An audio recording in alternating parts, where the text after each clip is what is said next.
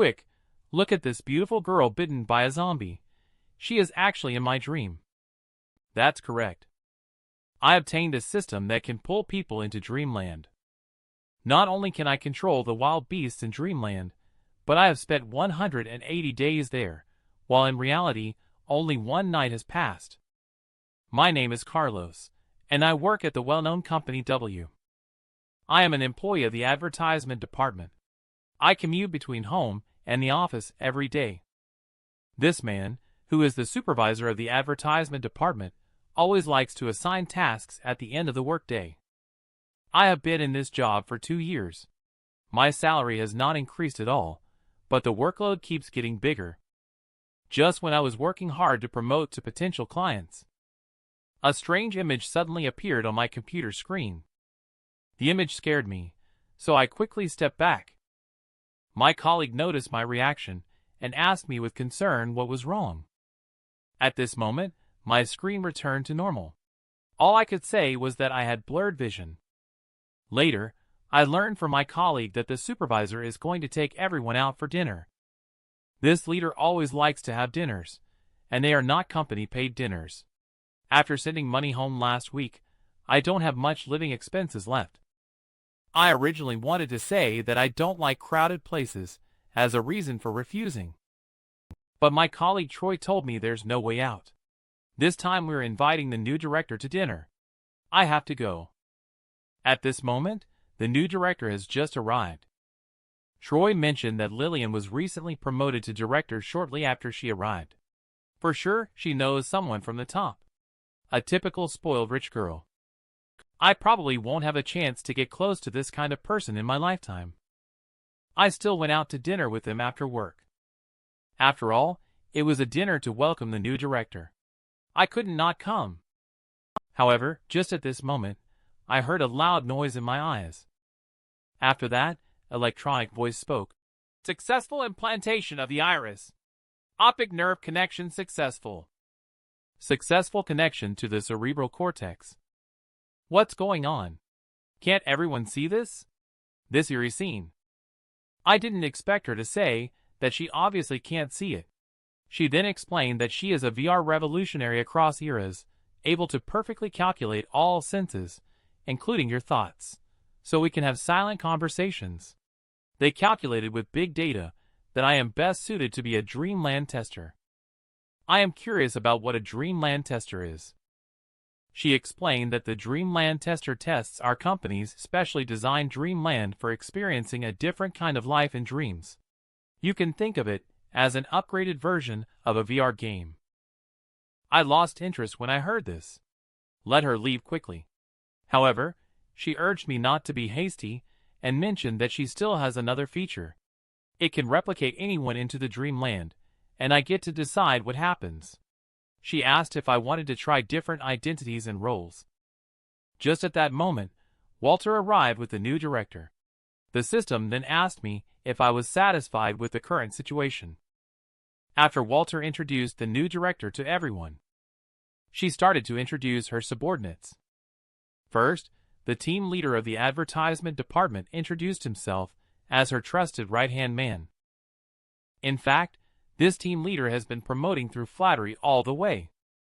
After introducing the team leader, Walter introduced the rest of the people again. Of course, except me. Walter then became busy taking selfies. Unexpectedly, Director Lillian actually took the initiative to consult me. I excitedly stood up and said, "Director, hi," just about to introduce myself.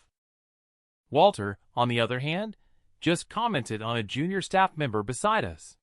He also mentioned that my work abilities are average and my interpersonal skills are not mature. However, in the company, I can easily win over demanding clients. She turns a blind eye to this. I wanted to give her some advice on the risky plan she proposed earlier. However, Walter said I was questioning her abilities. In this way, under Walter's introduction, Director Lillian didn't pay any attention to me again.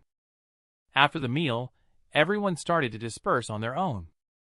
I thought hard work would be recognized sooner or later. I didn't expect it to be like this. And in college, the senior student Theo, who is jealous of evil as an enemy, is now asking me to quickly choose a side and curry favor with the leaders. Looking at Troy getting on the car, I know. She is completely different from her university days. At this time, Walter and the director also came out. Troy thinks the director shouldn't waste time on the lower staff. He also said that this will make some employees daydream. Some people always have the illusion that toads can eat swan meat, working hard without any reward. Discrimination also happens in private. I've had enough of such days. Tomorrow I will consider resigning from my job. Before that, I want to vent a bit. I told System to copy both Lillian and Supervisor Walter to Dreamland. However, System said the command was wrong. The copy function in Dreamland only allows scanning one person. Then tell me the priority order of the instructions. System determined that the scanning target is Lillian. Then the system flew to the top of Lillian's head. Start scanning. With a swoosh sound, the scanning is completed. I called Carlos obtained a system that can pull people into Dreamland. Just now, I copied our new director Lillian into the system. My Dreamland with her will start at midnight tonight. I need to find a sleeping place right away. Due to being too nervous, the issue I was worried about has arrived. That is, I cannot sleep. Fortunately, this system can achieve physical sleep. After I agreed to let the system help me sleep, I saw some inexplicable things. Then I lost consciousness and fell asleep. However, the next second, I woke up again. And beside me, an additional robot-like woman appeared. She told me she is the voice I have been communicating with, and she is also the administrator of Dreamland system. You can call her number 63. I thought Dreamland had started. She told me it hasn't begun yet. Then it was mentioned that there would be supplies before the big battle. This is the score exchange warehouse. As her words fell, the large doors next to me began to open one by one. Inside the warehouse, there are various items that need to be exchanged for score. As long as you complete the missions in Dreamland, you can get score, and score can be used to exchange for items here. In the future, the difficulty of Dreamland will gradually increase. Properly managing score is the key to completing missions. If you have enough score, you can also exchange for powerful NPCs like number 63. After introducing number 63, I then started my Dreamland Apocalypse survival. Just as a white light flashed by, I woke up in horror on the bed. I got up and looked around. It seems like nothing happened in my house. It looks like I was fooled. How is it possible to have such advanced technology? I should hurry up and get ready for work. I pressed the switch in the bathroom. I didn't expect the power to go out. I can only tidy up a bit and then get ready for work. However, when I just walked out the door, I found that something was wrong. The street was too quiet. All the vehicles were stopped. There was no one else on the whole street other than me. Just then, I heard a buzzing noise above my head. I looked up and saw a plane out of control. Just like that, the plane crashed directly into the top of the skyscraper. At this moment, I suddenly realized that everything was not normal. Could it be that, just then, a hint came through? Virtual Dreamland Post-Apocalyptic Survival Mode initiated. How will you survive when all humans in the world disappear? Dreamland difficulty set to level 0. Mission complete in 180 days. Just as I was shocked by the mission complete time of 180 days, I heard the sound of rushing water in my ears. I looked down and was surprised to see that the little car beside me was leaking oil. With a bang, the small car exploded. I feel like this Dreamland is simply harmful. I'm here to help. Please feel free to ask any questions or provide more text for translation. My name is Carlos, and I have the ability to pull others into my dreams. I scanned and duplicated my beautiful female boss. I started to dream. Who knows, in my Dreamland, the beginning is the disappearance of all humans. Planes in the sky crashed into buildings due to lack of human control. Vehicles on the road also experienced major explosions due to oil leaks. Originally, these scenes were all meant to discourage me. But upon further thought, Dreamland's rules are events that occur after humans suddenly disappear. Therefore, plane crashes are something that would happen in a short amount of time. The mission complete time of 180 days may seem exaggerated, but it's just to make sure I accumulate enough resources. Then there won't be too much of a problem. After resigning, what should I do next? I can make a thorough plan during this half year. Or I can put off planning for later. I want to experience life around the world all by myself. Looking at the handsome self in the mirror, just can say, not bad. I won't miss out on those jewelry and fine wine, of course. At this moment, my mood is just like the lyrics. The lyrics say, no woman, no cry. However, I suddenly remembered. Don't I still have a virtual assistant named Lillian? So I questioned the air, asking, Game manager, when will Lillian be arranged? Why haven't I seen her yet? Just then, I heard a clattering sound coming from behind me. I thought she had arrived so quickly. Who knew it wasn't her, but rather pets left unattended after humans disappeared. Where is my Lillian? Could it be just a gimmick from the game developers? At this moment, a tiger appeared behind me. I watched as it pounced towards me. I yelled, Wait, don't come closer.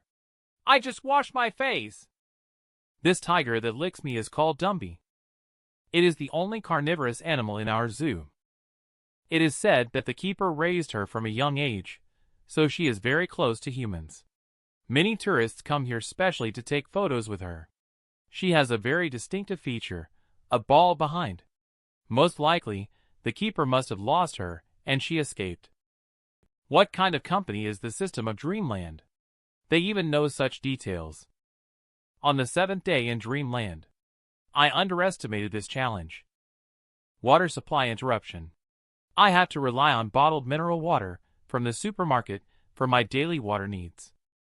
Due to the lack of electricity, all my meat products and vegetables have started to rot. There are insects everywhere. Although I can find some compressed dry rations for sustenance, I've heard that vitamin deficiency can cause big problems. I don't know how long I can hold out. Perhaps it's heaven's favor. That day, I also discovered something extraordinary. It was a diesel generator. When I was young, my family used this to power our grocery store. This generator has been running for at least 7 days. It's scorching hot. It could break down at any moment. Come a little later. Besides saying goodbye to electricity, I'm afraid I won't have a chance with the frozen meat in the cold storage. With a ready-made generator in cold storage, I plan to use this place as a long-term base. In the days ahead, I will work hard to collect supplies every day, clean up rotting flesh around at night, and I am willing to cultivate the land. So the time has come to the 31st day. The pet I encountered before has also starved to death on the street. Today I also don't know what I want to do. Luckily Troy reminded me to check the seed store. It's disgusting to find seeds in rotten vegetables. But suddenly I have a better plan. If I take my hands off the steering wheel now, disaster will strike soon. When I wake up, won't I want it all? Troy told me not to be so pessimistic. Didn't the garlic shoots grow well today? Finally, we can eat fresh vegetables. Let's cook some dishes to boost morale today. I argued with Troy that this is not just about a few vegetables. This world is flooded with shit and flies. I feel like living in a biogas pit. When I sleep, it feels like air can come out of my ears. At night, I can't see anything, only the sound of wind remains. It feels like the world has abandoned me. I want to rest soon. Troy looked at me and said that you can quit the game. But what about reality? You don't have any unique skills.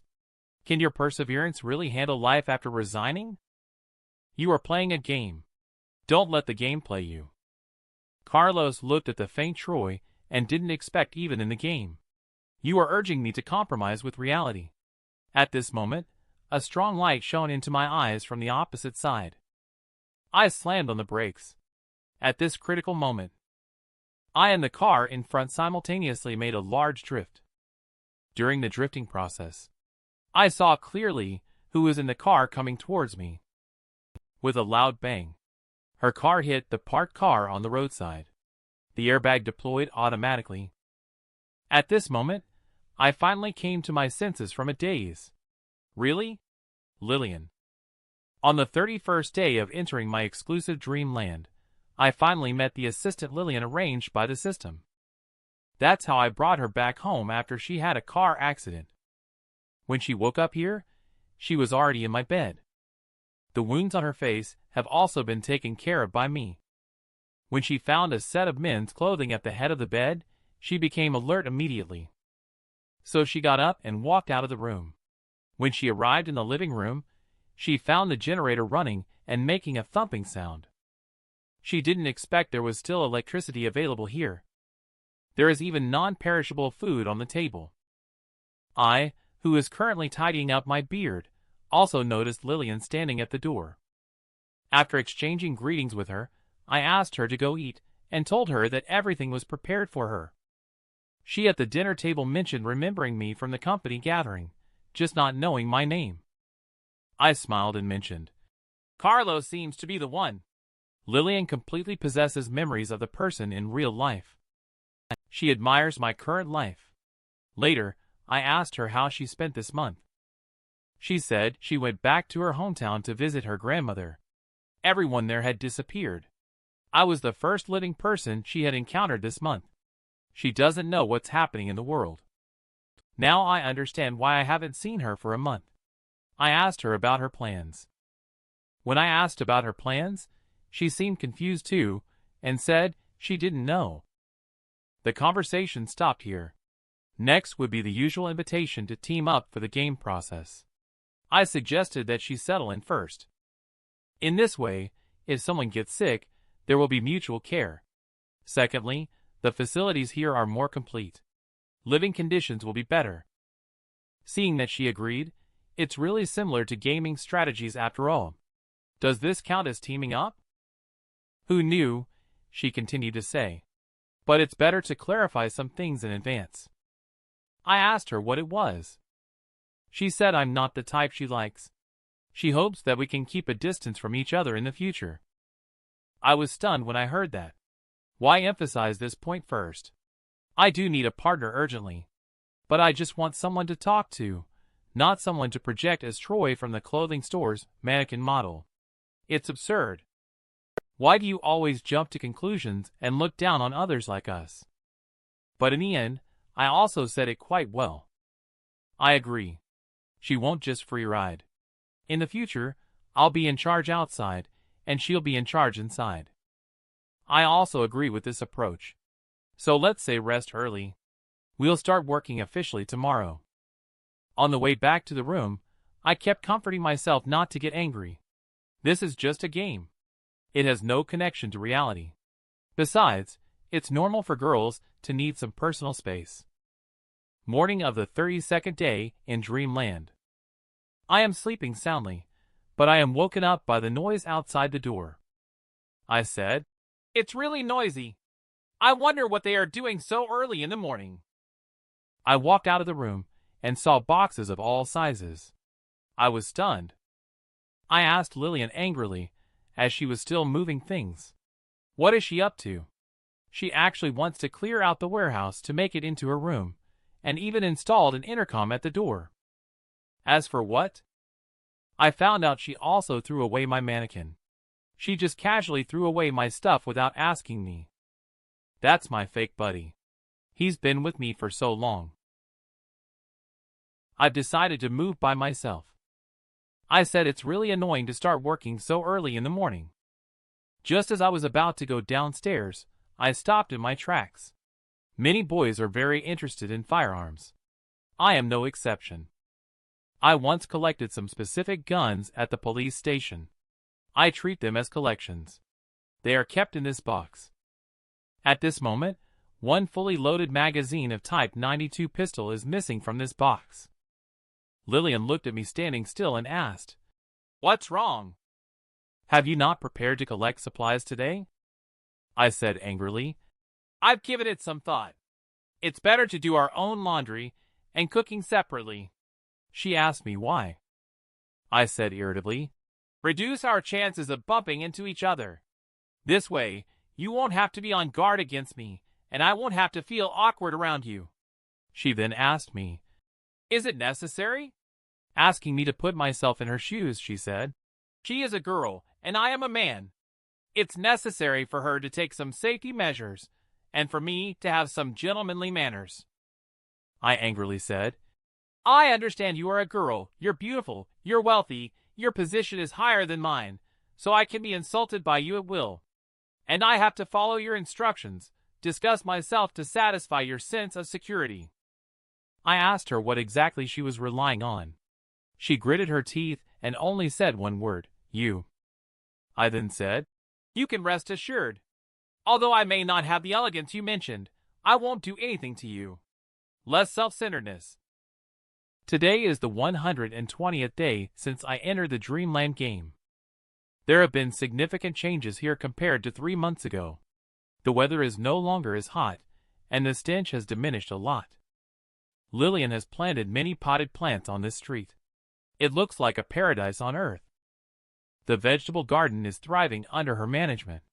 The vegetable crisis is finally over. Of course, since the first argument, we haven't spoken to each other again. Can people really go 3 months without communicating with others? Anyway, I can't do it. I said to the co-pilot Troy, Lillian must be fighting with the mice in the garden. She's lost her mind. She seems to have completely lost her social needs. Where are we going to get meat today? We don't have much meat left in our storage. I don't know. Those cans of meat in the supermarket that are covered in flies. Would it be safe to eat them? In fact, catching rats is also possible. But if they are infected with bacteria or viruses, we would be helpless. By the way, we can go fishing. Although the fish might have grown up eating dirty things, at least they look appetizing. So I'll just do that today. I'll go visit our old friend first, then go fishing. In no time, I arrived at the old friend's residence. I held Dumby's head in my hands and asked him how he was doing. I'm also quite surprised that Dumby is still alive. 2 months ago, he was sitting at the entrance of the zoo, feeding on other animals inside.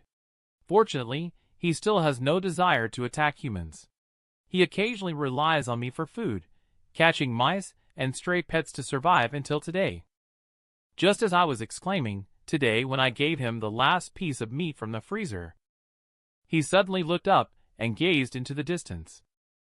Then he rushed out while I was in a state of panic. It turns out he spotted a group of deer not far away. Not deer. The deer in the zoo don't have antlers. These are wild deer. Nature has begun to encroach upon human civilization. As I was lamenting, the sky began to darken. With a deafening roar, a lightning bolt tore through the sky. What's going on? Is it going to rain? But it's not just a shower. It's a violent typhoon. The wind is so strong that I can't stand straight. I'm running towards my car right away. This typhoon must be at level 10. It's impossible. This is an inland area. But then, I suddenly remembered something. How could I forget that this is in Dreamland? Is this a game mission? I just realized. Lillian rides her bike up the mountain for a stroll every day. It's almost time to reach the mountaintop. I immediately drove towards home. Their door is scattered with potted plants all over the floor. That was planted by Lillian herself. The gate is still open. It seems Lillian hasn't come back yet. I continue driving towards the mountain. The tomatoes in the vegetable garden by the roadside have already collapsed. Initially, Lillian fought many battles with mice for these tomatoes. My heart is getting more and more anxious. I drive and call out her name loudly. In the distance, amidst the flashing lightning and thunder, a blue light caught my attention. As I slowly drove closer, I finally saw Lillian. At this moment, she was completely drenched by the rain. She was holding onto a utility pole tightly with both hands. On her leg, there was a shocking wound that was hard to look at. I got off the car and held her in my arms. She looked at me weakly and asked, "Am I going to die?" At that moment, I confidently told her like a hero, "No, you won't. My name is Carlos. In my arms is my beautiful female boss, as a typhoon approaches." So, together we hid in a mountain villa. I looked at Lillian, who was soaking wet and injured all over. I kindly prepared to help her check the wounds. I didn't expect that she would directly reject my offer. I told her not to act on impulse.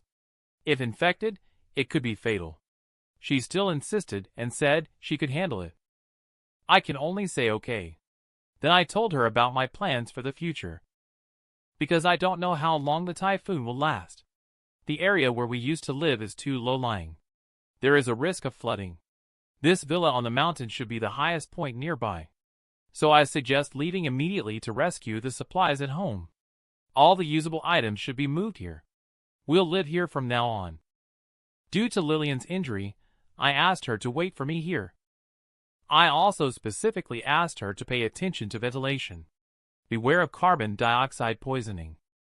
Outside at this moment, lightning and thunder have already begun. The wind is howling. I put on a raincoat and went out. I feel the temperature dropping. The precipitation from the sky has turned into sleet. Soon I drove to the foot of the mountain. The ground is already covered with accumulated rainwater. I took out a stylus pen and tested it in the water. No electricity seemed to be generated. It looks like the generator is completely broken. The vegetables in the vegetable garden were washed away before we could harvest them. Originally planned for 3 days of storage in the cold storage, now only 2 meals worth are left. We are currently facing a serious food shortage. It is no longer realistic to go fishing in such strong winds. Even the mouse holes are flooded. There is nothing left. Life is like this, advancing vigorously. Suddenly halfway through, an avalanche happens. Maybe you're right.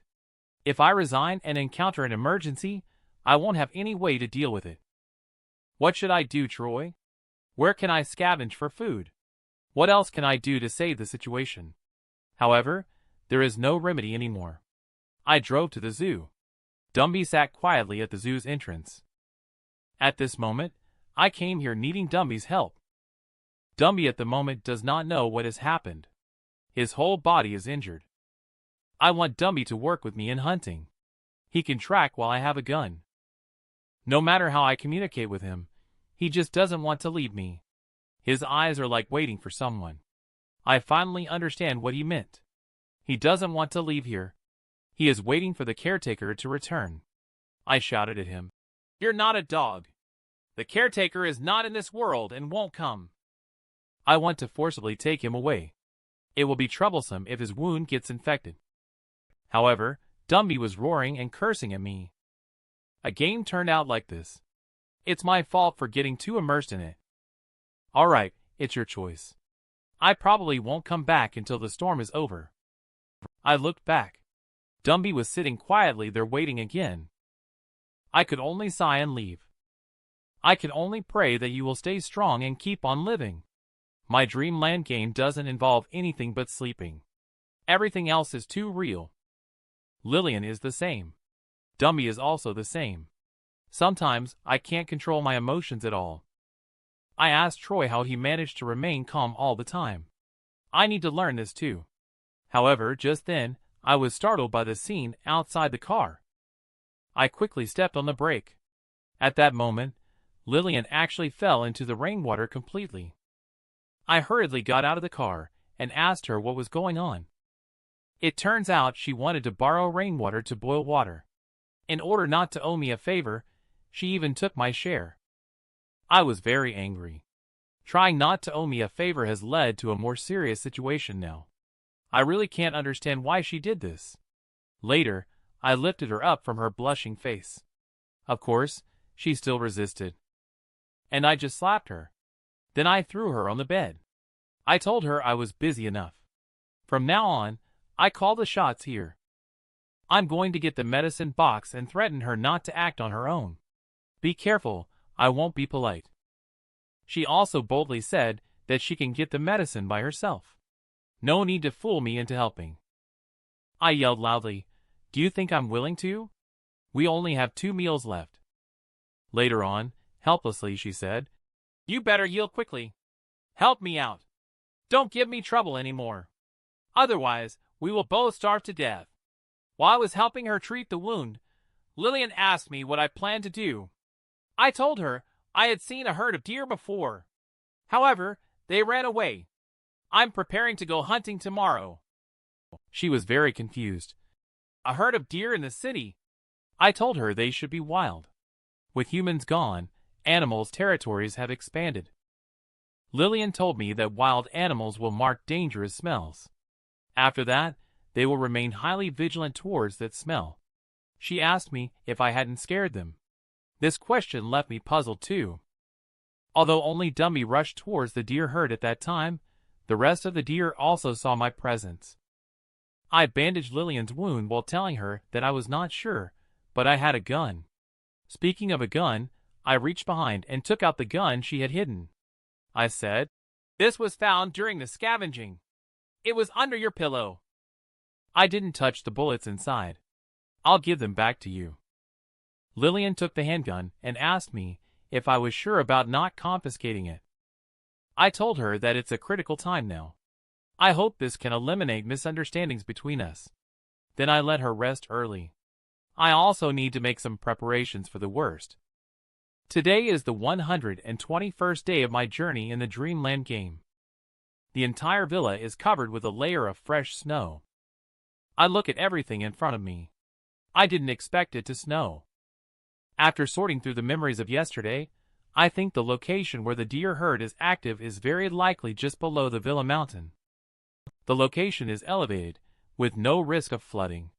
At the same time, it is a sparsely populated suburb with much denser vegetation than the city. But Lillian has put pressure on me. I have never learned to make traps. I can only hope that those deer don't remember my scent. I have never killed a chicken or duck since I was a child. Do I really have the courage to kill a deer? Just in case, I have brought some fish traps, hoping that some fish will enter the trap. What I don't realize at this moment is that I am setting out in the role of a hunter. But it is also possible that I am the prey of another species, such as a pack of wolves. On the 121st day of the game in Dreamland, I started going out to hunt. Wild deer herd reacts quickly. Whenever they make a sound, I will rush over the first time.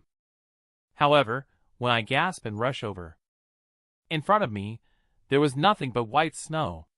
I have lost count of how many times this has happened. I can hear the herd of deer nearby. But until now, I haven't even seen their shadows. It seems like they are very clear about every move I make. They are deliberately playing me. Maybe Lillian was right. My scent has been marked by the deer herd. Continuing like this is just wasting energy. Try using a fish trap. So I came to the bank of a small river. I forgot about the heavy rain yesterday. Can fish be caught in such a swift water flow? Since I'm already here, I've decided to drop the fishing trap down and give it a try. The fishing trap that was just dropped almost got washed away by the river water. I was thinking that I can't afford to lose this fishing trap. The next moment, the excess rope at my feet was pulled by the fishing trap in the water. Then the rope was suddenly pulled taut, while the other end of the rope was firmly gripped in my hand. In this way, I was suddenly pulled by the force transmitted through the rope towards the river. With a splash, I fell into the icy river like that. I immediately let go of the hands that were still clutching the rope in the river. Luckily, the river wasn't deep. I wasn't swept away by the river either. Climbing up the bank, I cursed in frustration. Such bad luck! I felt freezing all over and thought I was going to freeze to death. I needed to hurry home and warm up by the fire. Just as I was about to go back, I saw a deer on the road. I immediately hid. I seriously doubted if I had made a mistake. I opened the package and found that the automatic rifle was missing. It seems to have fallen into the water. You can also use a shotgun at such close range. I know that I only have one chance. so I am especially serious, carefully focusing my gaze on the road ahead. With a bang, I was hit directly in the face by the recoil of a shotgun. The deer was also scared away by the shot and ran for its life. Fresh blood flowed directly from my nose. I wonder if the recoil is too realistic. What a rubbish game. You are ruthless. I feel so stupid. I lost a bunch of things and still managed to make a mess of it myself. I feel the growling in my stomach. Am I really going to starve here? Just then, a wolf howl came from behind me. 2 wild wolves appeared where I had just been standing. One of them was sniffing the blood on the ground where I had just stood. Damn it, now even the wolves are here. I immediately chambered a shell in my shotgun. However, those 2 wild wolves did turn around and leave. I also don't know why they slipped away like that. So I immediately drove back to the villa. I rushed straight into the room with charcoal fire. At this moment, Lillian is roasting by the fire. She waved to me as I approached. But when she saw me taking off my clothes, she suddenly shouted, "Wait!" and asked me what I was doing. I shakily told her that I fell into the river and needed to warm up by the fire for a while. She asked with her back turned if I needed to undress completely. All I could say was, "Sorry for the disturbance." Suddenly, her gaze shifted to the items I had thrown on the bed. That was a photo I had kept in my wallet. Lillian looked at the items I laid on the bed and asked, "The girl in the photo in your wallet, is she your girlfriend?" I told her she is an ex-girlfriend. She said, "Why would someone break up with such a cute girl?" I said what I wanted was a home, but she thought it was just a game. I asked if Lillian must have a lot of pursuers. Asked if she has made a choice. Lillian paused for a moment and said that he is called David, a PhD from MIT. He is an executive at a technology company. I said that person is really brave. It's just that his eyesight is not very good. Living with someone of your temperament must be quite challenging. Lillian suddenly turned around excitedly and said, "You actually slandered me." Her turn completely caught me off guard. So her first reaction was to cover her eyes with her hands. Then she apologized to me. I can imagine. What did this action of hers let me see? Lillian, who reacted. She directly drove me out of the room. That's really spectacular. But this surge of passion cannot resist the increasingly harsh cold and hunger. On the 122nd and 123rd days in the game Dreamland, no matter how hard I try, I can barely see the shadows of the deer herd. As long as I get close to half a step, they will disappear into the forest. All previous efforts will be in vain. I have never touched a real gun in reality. You can imagine the accuracy of aiming. Not to mention that shotguns are not suitable for long-distance combat at all. A single shot, and all the birds and beasts scatter. If I can't figure out a way to get close, it's like I've been sentenced to death. Days 124 and 125 in the game Dreamland. Lillian's communication with me has gradually become ordinary. But she did not blame me for coming back empty-handed. In fact, she is a very reasonable person. It's just that she has a strong sense of independence. I didn't tell her about the wolf pack. With her personality, she would definitely force herself to take on the responsibility. It's just that she's getting weaker, and the wound is not showing any signs of improvement. We haven't had a proper meal for a long time. I will tell her tomorrow. Perhaps we will have a harvest tomorrow. I have set up a trap. Of course, it is a very basic kind of spike pit. I put some vegetable leaves on top of it. At this time, vegetable leaves are a luxury for deer, right? They will definitely fall for it. Lillian blames me for not discussing it with her in advance. Consuming a large amount of physical energy at this time is too fatal. Indeed, I don't have the energy to do another one of these traps. I have no other way. Life and death will depend on tomorrow. The next day, heavy snow continued to fall. I drove to the trap. On the road, it was still snow all around. After getting out of the car, I saw the trap and felt confused. The trap was triggered, but it was empty. Wait, there were blurred bloodstains. It just escaped. I quickly followed the bloodstains on the ground. I prayed in my heart for it to fall. Just one would completely turn the situation around. However, when I finally saw the figure ahead, I was stunned in place. It turned out that the prey had been swiftly taken by those two damn wolves from yesterday. I cursed loudly, loaded my shotgun. I aimed the gun at them and fired, cursing as they fled. It's mine. However, those two wolves heard the gunshot. They grabbed their prey and ran away. I fell directly to my knees in the snow. I kept reminding myself, this is a game to suppress emotions. But failing like this feels worse than eating flies. Full of confidence. Utterly discouraged. I dropped the gun in my hand. Angry, I roared towards the sky. This is the 126th day of my playing Dreamland game. Today is November 21st, 2020, 7:03 in the morning. There are tomatoes and vegetable leaves on the table. It's our last food. Lillian asked me to stay. She thought she hadn't been helpful recently and didn't deserve to be treated like this. I said we're at death's door. Shouldn't you let go of this independent consciousness too? Lillian fell silent when she heard my words. Later, she told me that before she became an adult, she had been living a life controlled by others. When she was a child, she spent most of her time locked in a room. Her father told her what she should and should not do. I often fantasized about what was happening outside the window. Why couldn't I go out and play like my brothers? But even fantasizing was not allowed. My father said that I was different from them and would eventually leave the family, just like my mother who couldn't stay put. Listening to her arrangements is the only way to become successful and bring benefits to the family. She told me that without the support of the family, I am nothing. At that time, I couldn't resist. I could only tightly clench my fists. Blocking alone was the most powerful form of resistance.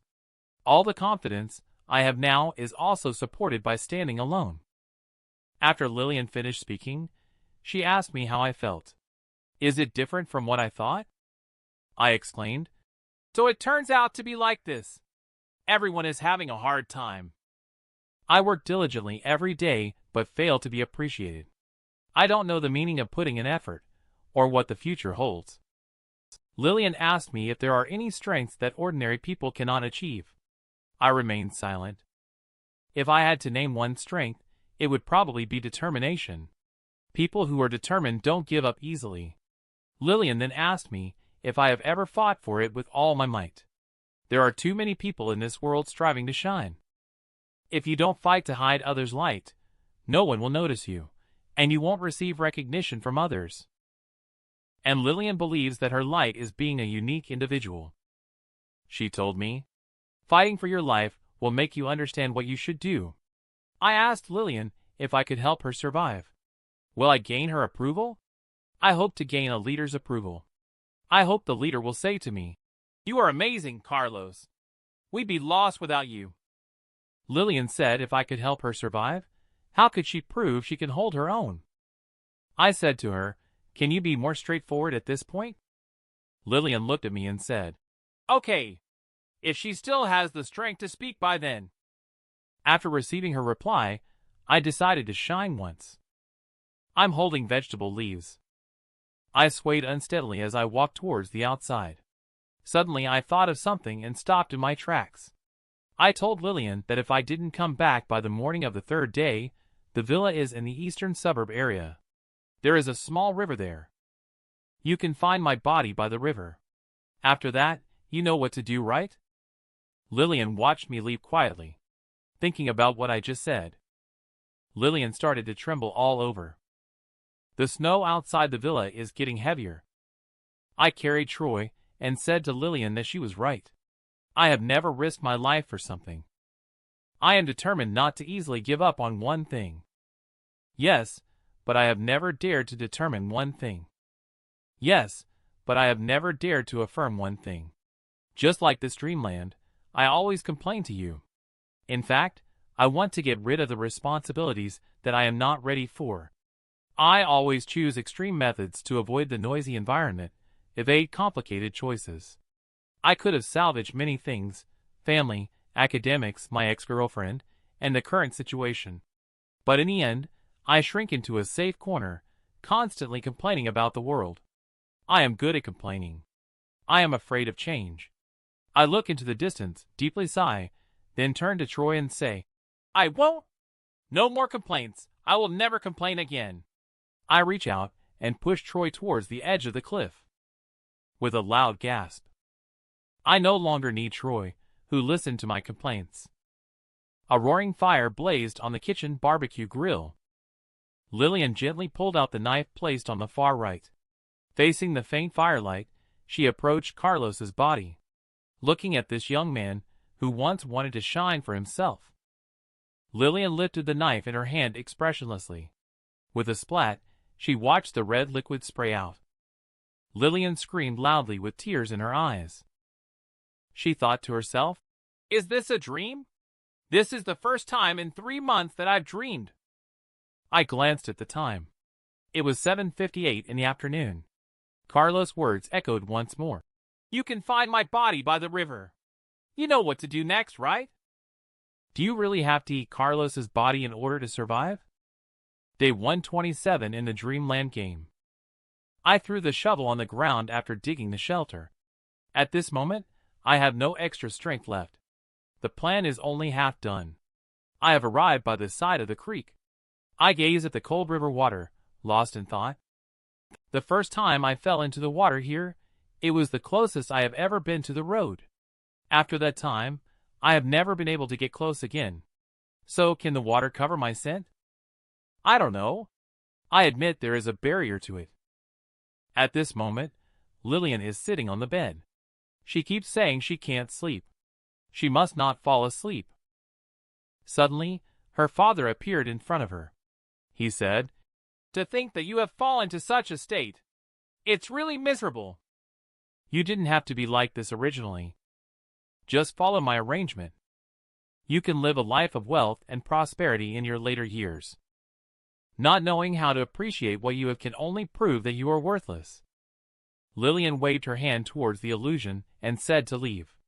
"I can survive on my own." At the moment her hand fell, she touched the tomato on the table. Lillian looked at the tomato on the table. Carlos's words popped into my head again.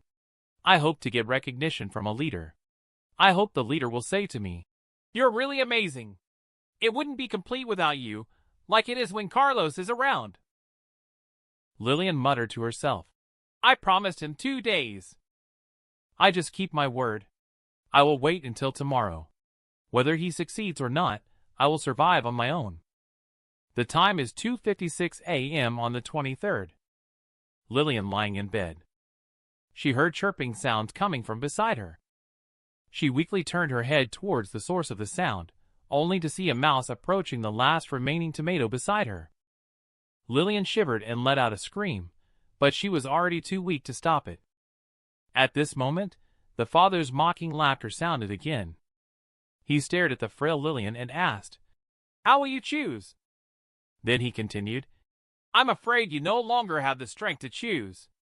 In the end, he angrily exclaimed, "David is extremely wealthy, but he is a dying man.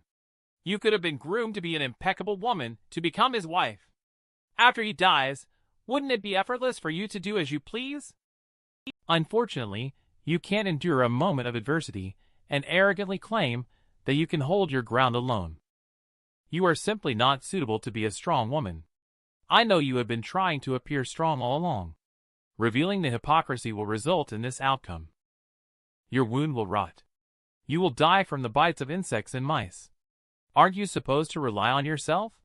Isn't this the freedom you want?" At this moment, a deer in the wild discovered leaves in the snowy ground. She happily chews on the leaves. On this cold, snowy night, when the mountain is snowed in, these leaves are a luxury to her. At this moment, Lillian pointed a gun at her father in front of her and said, "Maybe I will die a horrible death. But every second before I die, I feel so good. I don't need you to save me. My own life doesn't need anyone to save it. At that moment, a dark gun barrel appeared in the eyes of the mouse. In the wilderness right now, in the eyes of the deer, a dark gun barrel also appeared. It was the gun barrel of a shotgun.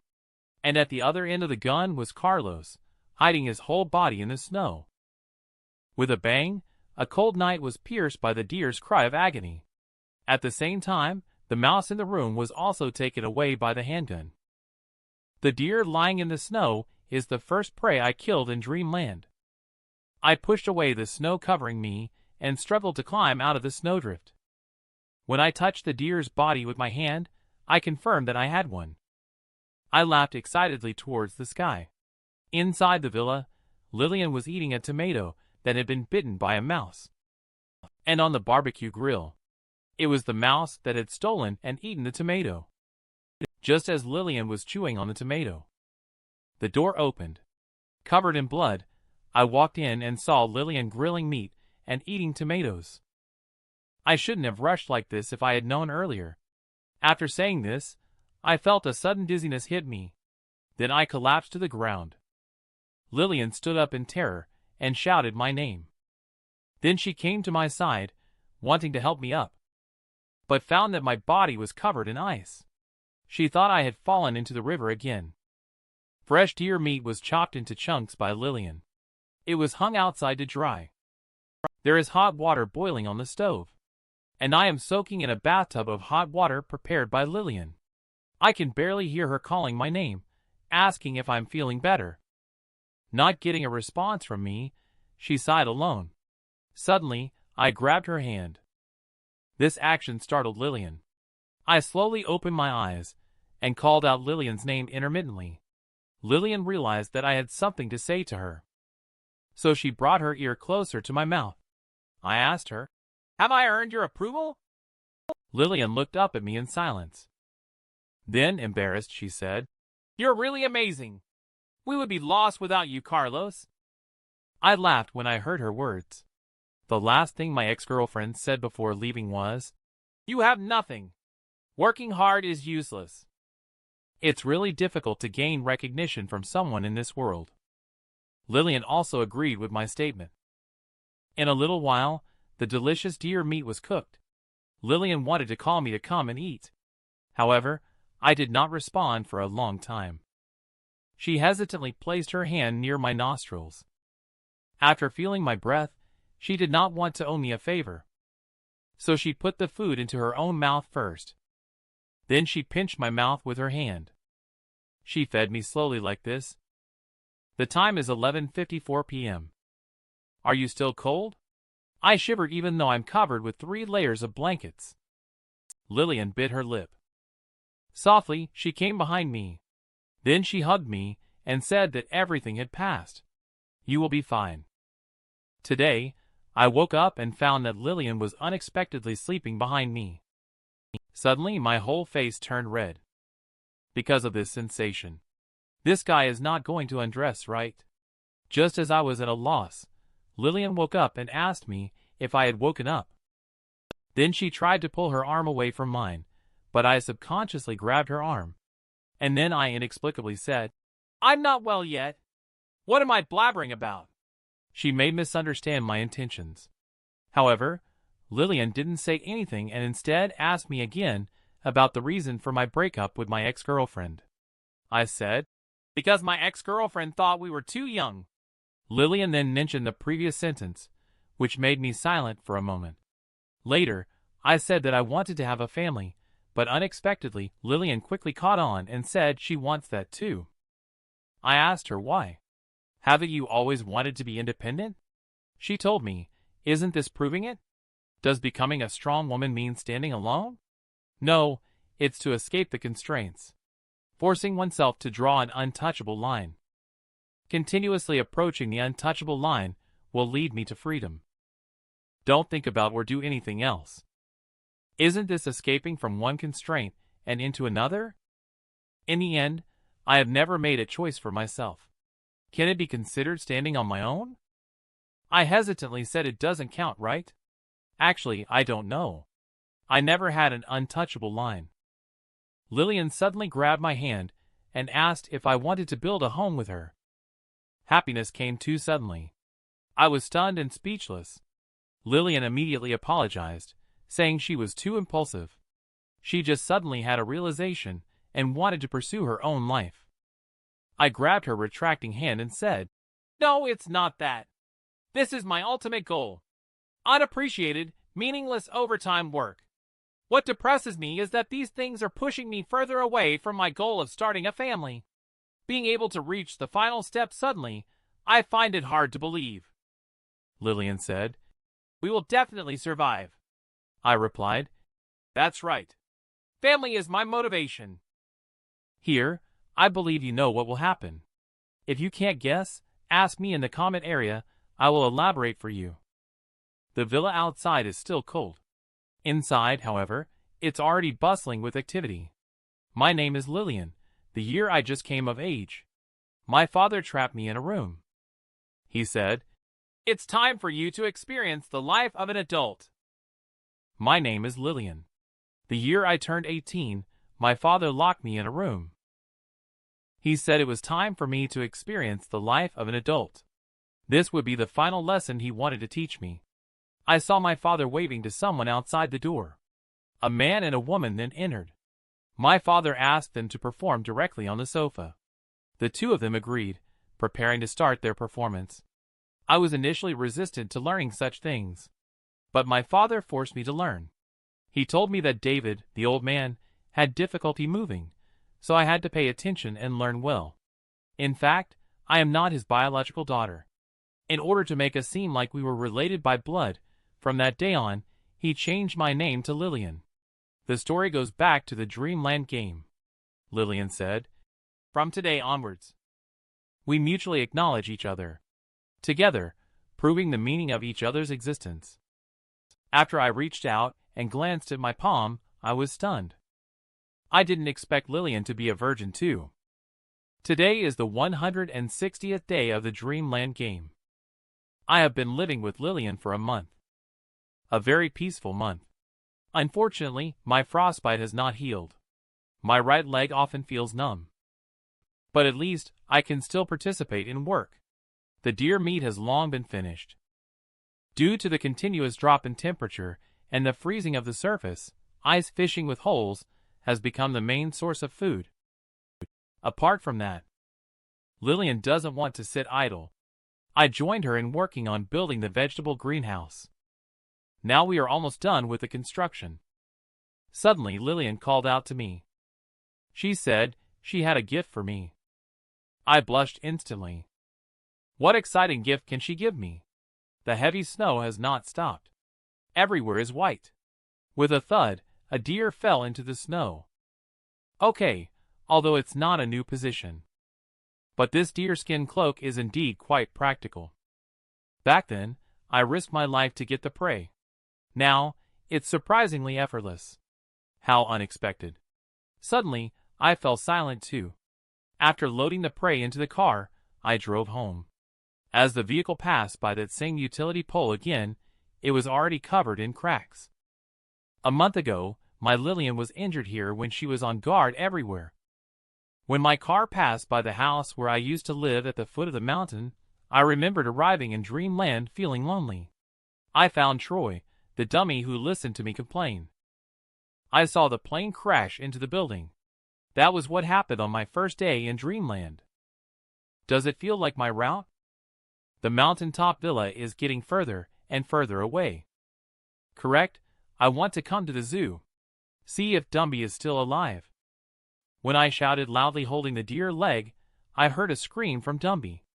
I immediately wanted to run over, but the stinging pain from my frostbitten leg prevented me from moving too quickly. When I pantingly arrived at where the sound came from, I saw Dumby, covered in blood, being surrounded by a pack of wolves. These bastards again. I directly took the shotgun from my back. The wolf pack saw me approaching. Immediately, several of them bared their fangs at me. I immediately raised my gun and fired at them. The wolf pack immediately scattered and fled, due to the distance being too far. Although hit, no wolf fell down. Watching the wolves go away, I happily said, It's okay, Dumby. However, when I saw Dumby's condition clearly, I was stunned. His whole body is covered in injuries, and he is unable to lift his head. He can only make faint whimpering sounds. I gently stroke Dumby's head with my hand. I reminisce about the moments with him in Dreamland. Every time I come, I like to hold his head and see him smile foolishly. Occasionally, I also bring him some food. However, I'm sorry that I arrived late this time.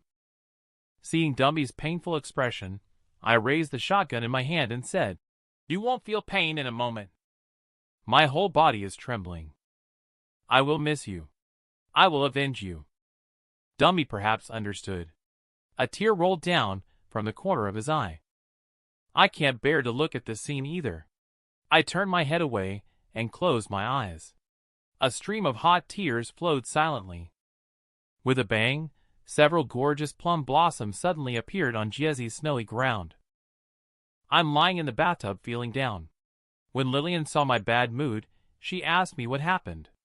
I told her it's nothing, just that the weather is getting colder. It's been getting more dangerous outside lately. I asked her not to go out in these days. I made sure to explain that I wasn't restricting her, just that it's been too dangerous recently. Lillian agreed too. Anyway, there's plenty to do in the vegetable greenhouse at home. She also reminded me to be careful outside. Since the atmosphere was already at this point, if you want to know what happened next, feel free to ask in the comments section. I have not experienced much of the warmth of family in the past. This is my regret. Now my wish has come true. But there are 4 wild beasts lurking in the dark, making me restless. I will not allow anything to threaten my family. You have crossed my bottom line. Let's fight to the death and see who the real prey is. At this moment, a wild wolf is chasing a herd of deer ahead of me. On the side of the deer herd, another wolf is controlling the direction of their escape. The wolf controlling the deer herd's direction seizes the opportunity to drive the last deer to flee from the herd, regardless of whether the deer is forced to the left or right. There will always be a wolf waiting for her. The little deer chose the right side. As long as it stays on the right side, the lurking wolf will jump out to intercept. When the little deer discovers it, what it sees is already the bright red gaping mouth full of blood. The wolf accurately bites on the deer's neck, achieving an instant kill directly. After hunting down the fawn, they will use calls. Call for the lurking wolves on the other side to come and eat. When the lurking wolves hear the call, they will quickly run towards the direction of their companions. What a perfect plan. Unfortunately, it ran into me, who was camping in the bushes. With a bang, I pulled the trigger at the wolf passing by me. I looked at the wolf lying on the ground, still with half a breath, howling in sorrow. There was not a single ripple in my eyes. I pulled out the small knife I carried with me, then raised my hand, and the knife fell. I effortlessly ended her life with a few strokes. At night, I was lying on the bed still thinking about the wolf pack. I didn't even hear Lillian calling me.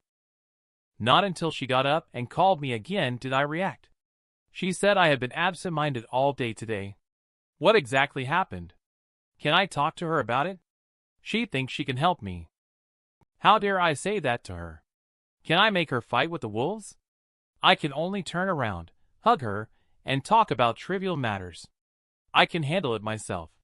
Let her go to sleep soon. I see that you don't want to talk. Lillian can only stop and start. And in my mind at the moment, all that's left are the 3 wolves. The next day, I quickly found those 3 wolves. After I fired a shot from a distance, the 3 wolves were startled by the sudden gunshot. They scattered and ran away directly. I immediately hid in the nearby bushes. At that moment, a wolf happened to run towards my direction. However, when she was about to pass by the bushes where I was hiding, she inexplicably stopped in her tracks. Listening to the rustling bushes, she felt a familiar yet unfamiliar scent. She sniffed carefully with her nose. Suddenly, her expression became excited. She also made a whooshing sound with her mouth as she walked slowly towards the bushes. At that moment, a wolf's head suddenly emerged from the bushes. When she realized that it was the wolf that had gone missing yesterday. Excitedly, she made a chirping sound with her mouth and ran over. However, as she approached, but she was directly pierced in the mouth by a hard object. As she was wondering what this thing was. With a bang, she left with this question forever. Two wolves that had already gathered not far away looked towards the sound of the gunshot. At this moment, I didn't hide anymore but stood up, facing the only two wolves left. I have confidence that I can defeat them. And when they see me with their companion around my neck, their desire to kill me cannot be hidden in their eyes. Today is the 170th day since I entered the Dreamland game. I have been hunting down the wolf pack for 10 days. But the remaining two wolves seem to have disappeared into thin air. I can't find any trace of them. I still remember their fierce gaze. If I relax my guard, we might end up like Dumby. I want to be completely at ease. It's best to eradicate the problem entirely. Today, Lillian made steamed fish and grilled meat. She eagerly invited me to try it. I said no need as I already have some jerky prepared. I will be going out for a few days next. Lillian is very frustrated. I have been leaving early and returning late for so many days. She doesn't understand why. Now, we are so busy that we don't even eat together. I can only apologize. There are some things that I have to finish before I can feel at ease.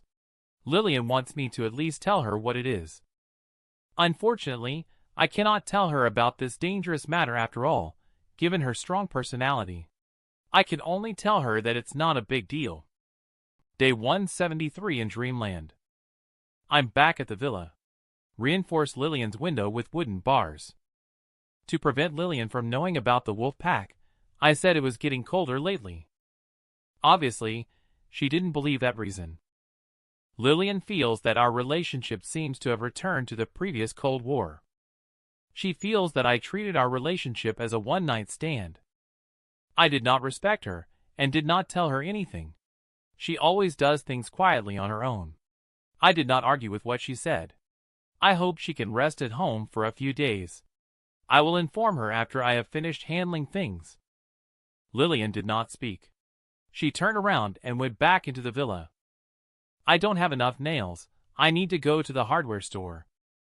I was fooled by the two wolves and ended up in a daze. The snow is so heavy that everything quickly turns into a vast expanse of white. The footprints I can barely find will soon be buried. The temperature is gradually approaching minus 30 degrees. And the heavy snow shows no sign of stopping. Continuing to hunt is no longer realistic for me.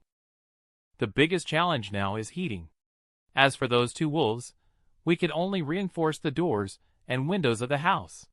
Let's get through this period first. Lillian is getting more and more anxious. I really don't want to have conflicts because of this matter. I soon arrived at a hardware store. The store is well maintained. Let me gather all the tools at once. While I am looking for nails, items such as duct tape and wire, I actually found a diesel generator repair manual on top of the cabinet. Looks like I'm saved. I must be the luckiest person alive. I was studying it carefully when the TV on the side suddenly started beeping. I looked up. Number 63 on TV waved at me. Right, I had forgotten this is Dreamland. Number 63 kindly reminds us that Apocalypse Survival Dreamland will end in a week. Please prepare to leave. Today Lillian is preparing to run away from home. Before leaving, she left a note at the doorstep. Maybe we should all take a break for a while. I need to go somewhere else for a change. Don't look for me. At this moment, I am gathering supplies at the hardware store. All the repair materials have been collected. We can finally restore the power. Just as I was about to leave, they actually came to me on their own initiative. After all, I killed both of their family members. After they entered, they stared at me intently. I want to move. They will block my route in advance. They will always be between me and the shotgun. It seems they are getting smart. Now my only way out is through the front gate. Without hesitation, I fled directly towards the outside of the gate. There was a car parked not far from the gate. I feel like it's so far away from me at this moment. However, at this crucial moment, my frozen leg went numb again. In that instant, I was tackled to the ground by a wolf. They kept biting my neck fiercely. Another one behind held onto my leg and bit down. Luckily, my neck was wrapped with a deer cape and a wolf fur collar. I directly untied the cape and let the wolf drag it away. I looked back at the wolf biting my leg. Turning around, I punched her in the nose. Then I drew the knife from my waist and slashed upwards.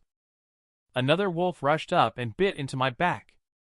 She bit off a piece of flesh directly through my clothes. I turned around and chopped towards the wolf's head. What I didn't expect was that the knife broke. The wolf, that was split apart, rushed towards me again. It was about to bite my neck. Luckily, I raised my leg in time and kicked her away. Then, I charged towards her with the knife handle raised. I struck her right in the eyes. The attacked wolf let out a whimper. I immediately pressed her down under me, raised the handle of the knife in my hand, and smashed it down towards her head. Once, twice. I don't know how many times I hit her. When I stopped, she had already passed out. I picked up the package that had fallen to the side and waddled towards the car. At this moment, in my mind, there are all the questions in the hardware store. I want to ask if Dreamland number 63 will continue to operate after I leave. Will Lillian live alone in this world? I don't want to leave Lillian alone here. I want to stay and accompany her. Number 63, however, did not respond. I walked step by step towards the car. The wolf that I blinded in one eye also woke up.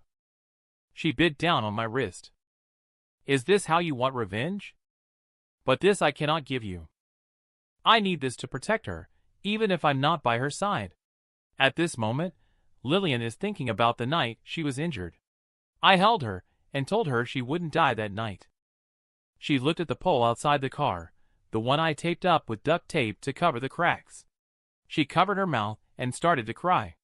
She quietly parked the car next to the pole, reminiscing. And at this moment, all I can think about is getting home quickly to fix the generator. I want her to feel warm in this cold winter.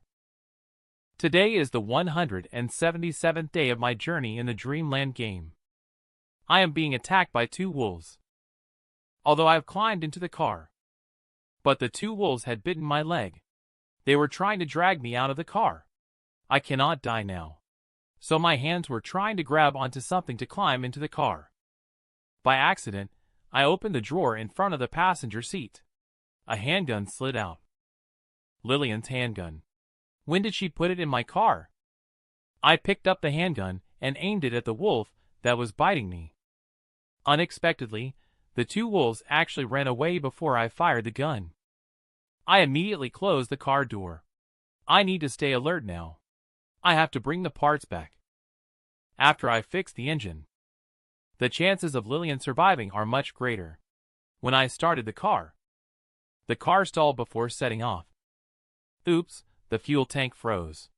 I'm afraid we'll have to warm up the car before driving. But I can't wait any longer. My vision is starting to blur. There are two fierce wolves glaring outside the car. I feel so unwilling. Even if I try my best, this is as far as I can go. When I woke up again, I found myself at home. Lillian was sitting beside me. When she found me, I was already unconscious. The car also couldn't start. She found another car and brought me back. So that's what happened. I thought I was done for. I really want to know when she found me. Did she see anything else? She said she only saw a bag in my hand, so she brought me back. It was a repair part for the generator. Once fixed, the air conditioning could be turned on. Lillian wants me to take a rest for a day or two before heading to repair. But I don't have much time left. So I insisted on. Lillian already knows my temperament. In the end, she agreed. I had the generator repair manual. I fixed it quickly. As the generator turned, the whole house lit up. I feel like everything was worth it. I excitedly shouted, "Lillian is calling! Did you see that?" Lillian in the kitchen.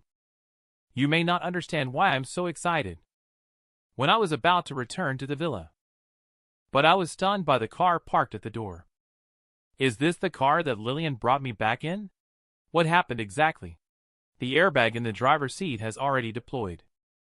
The front of the car is dented from the collision. There are so many bloodstains. I can't believe it. This is the car that Lillian brought me back in. I examined it carefully. I found wolf teeth on the tires. Did Lillian run over a wolf with the car? So it led to a wolf's fawn getting stuck in the wheel. Maybe it's just a coincidence. Just as I was about to get up, I felt dizzy. Then came a violent cough. The wound on my body is too deep. It's bleeding even with a cough. Without a professional doctor, it seems my life is coming to an end. I carefully observed the front of the car. This dent seems like it hit a tree. Could it be that Lillian chased another wolf in the car and then hit the other wolf directly into a tree, causing her airbag to deploy? I silently looked towards Lillian's room. Something seems to be hanging on the reinforced boards.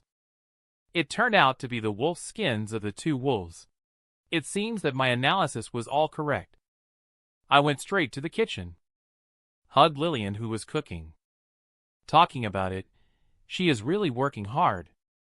Lillian finds it strange how suddenly I am so intimate. I told her not to be petty. Adults don't dwell on minor things. She told me I'm in for a treat today. I can have a stew made from wolf meat. I told her to focus on real work after eating. She asked me to wait until my injury is healed. Today is my 178th day in the game Dreamland. The entire city has been covered by heavy snow. Many branches have formed ice crystals. Lillian told me the sun has come out. The storm has also stopped, so she asked me to get up and take a look. Lillian asked me what's wrong when she saw no response from me. I have no energy left in my body today. Lillian thought I had a cold. She wants to help me get some cold medicine. I see Lillian looking for medicine in the drawer. I lay on the bed, weakly calling out her name. I told her not to bother looking anymore. This is no ordinary cold. I can tell. Lillian, upon hearing these words, froze in place. She thought I was joking. I'll be fine. Because I can move supplies in the storm and go hunting in the cold wind. Now even the electricity is back to normal. I have overcome the most difficult times. She said I'm such a capable employee. It's a pity not to be appreciated by the leader. If I were still in the company, she would definitely name me the best employee of the quarter. I said thank you, director's wife. Lillian said she hasn't agreed to marry me yet. She told me to take the medicine and get better soon. At this moment, I feel very weak even lifting my hand. The water cup I picked up didn't stay in my hand for a second. Because of my weakness, I fell directly to the ground. When I opened my eyes again, Lillian was already on the bed. She reached out and pulled back the blanket on me. She told me that as long as I stopped pretending to be sick, she would agree to the new movement on bed that I had mentioned before. Unfortunately, I have no strength in my body now. Lillian started to panic. She was scared. At this moment, she scolded me, saying that not being able to do it now means I am not a real man. She roared at me, asking me to get up quickly. I let her listen. I don't have time to explain too much. I know I'm about to leave soon. I started to explain the gasoline storage. It can last for about 3 months.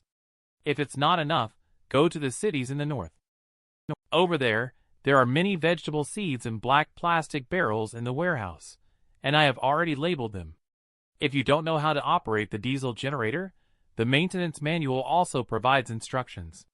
Remember to find a new vehicle with a large load capacity. Make sure to practice marksmanship more often. When moving, don't just focus on appearances. Remember to look for warmth. Today is the 180th day of the Dreamland game. I quietly watched the world after the snow stopped. Lillian said that the temperature is higher today than yesterday. Everything is getting better. I believe that before long, the temperature will rise above 0 degrees. After the snow melts, she plans to drive north to find other survivors. She believes that there are other people on Earth who have survived this disaster. After listening to her plan, I asked her, "Lillian, have you ever loved me?" Lillian was stunned for a moment by this question. Then she lowered her head and said, "No." This is fine too. Free from attachments. It's time for me to wake up from my dream. After I left, Lillian said that you are so arrogant, only caring about your own feelings. Why did I love you? What's so good about you? When I am unhappy, you can't say anything nice to comfort me. You always take everything upon yourself. You throw things around everywhere. Even if I say a few words to you, you get angry with me.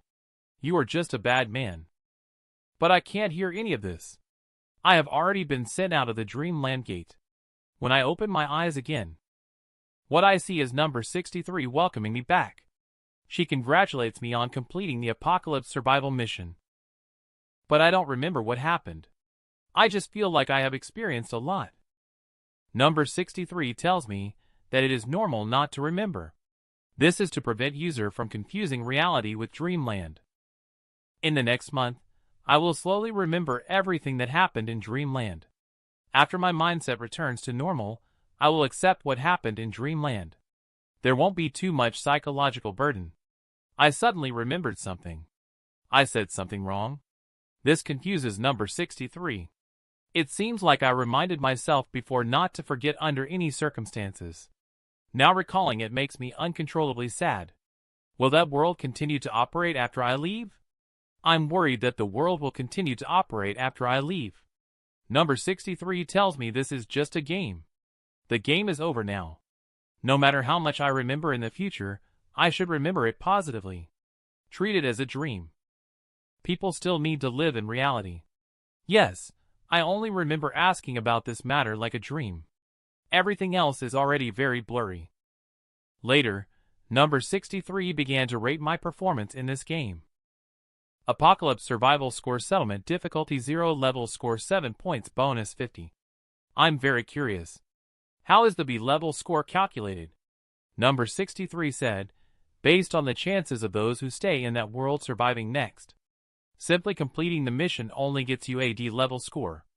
Dealing with beast dangers, mastering electricity, and these elements increase the chances of teammates surviving. The score has increased.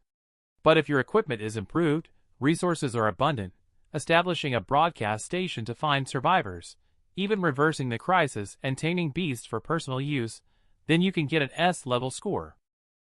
Playing a game is about allowing ordinary people to do what they cannot experience in real life. Apocalypse Survival is just the experience for players with a difficulty level of 0. The official version of the mission after 1 month is where the core content of the game experience lies. With players' assistance, how much improvement can humanity's future have? Mutation Monster Invasion.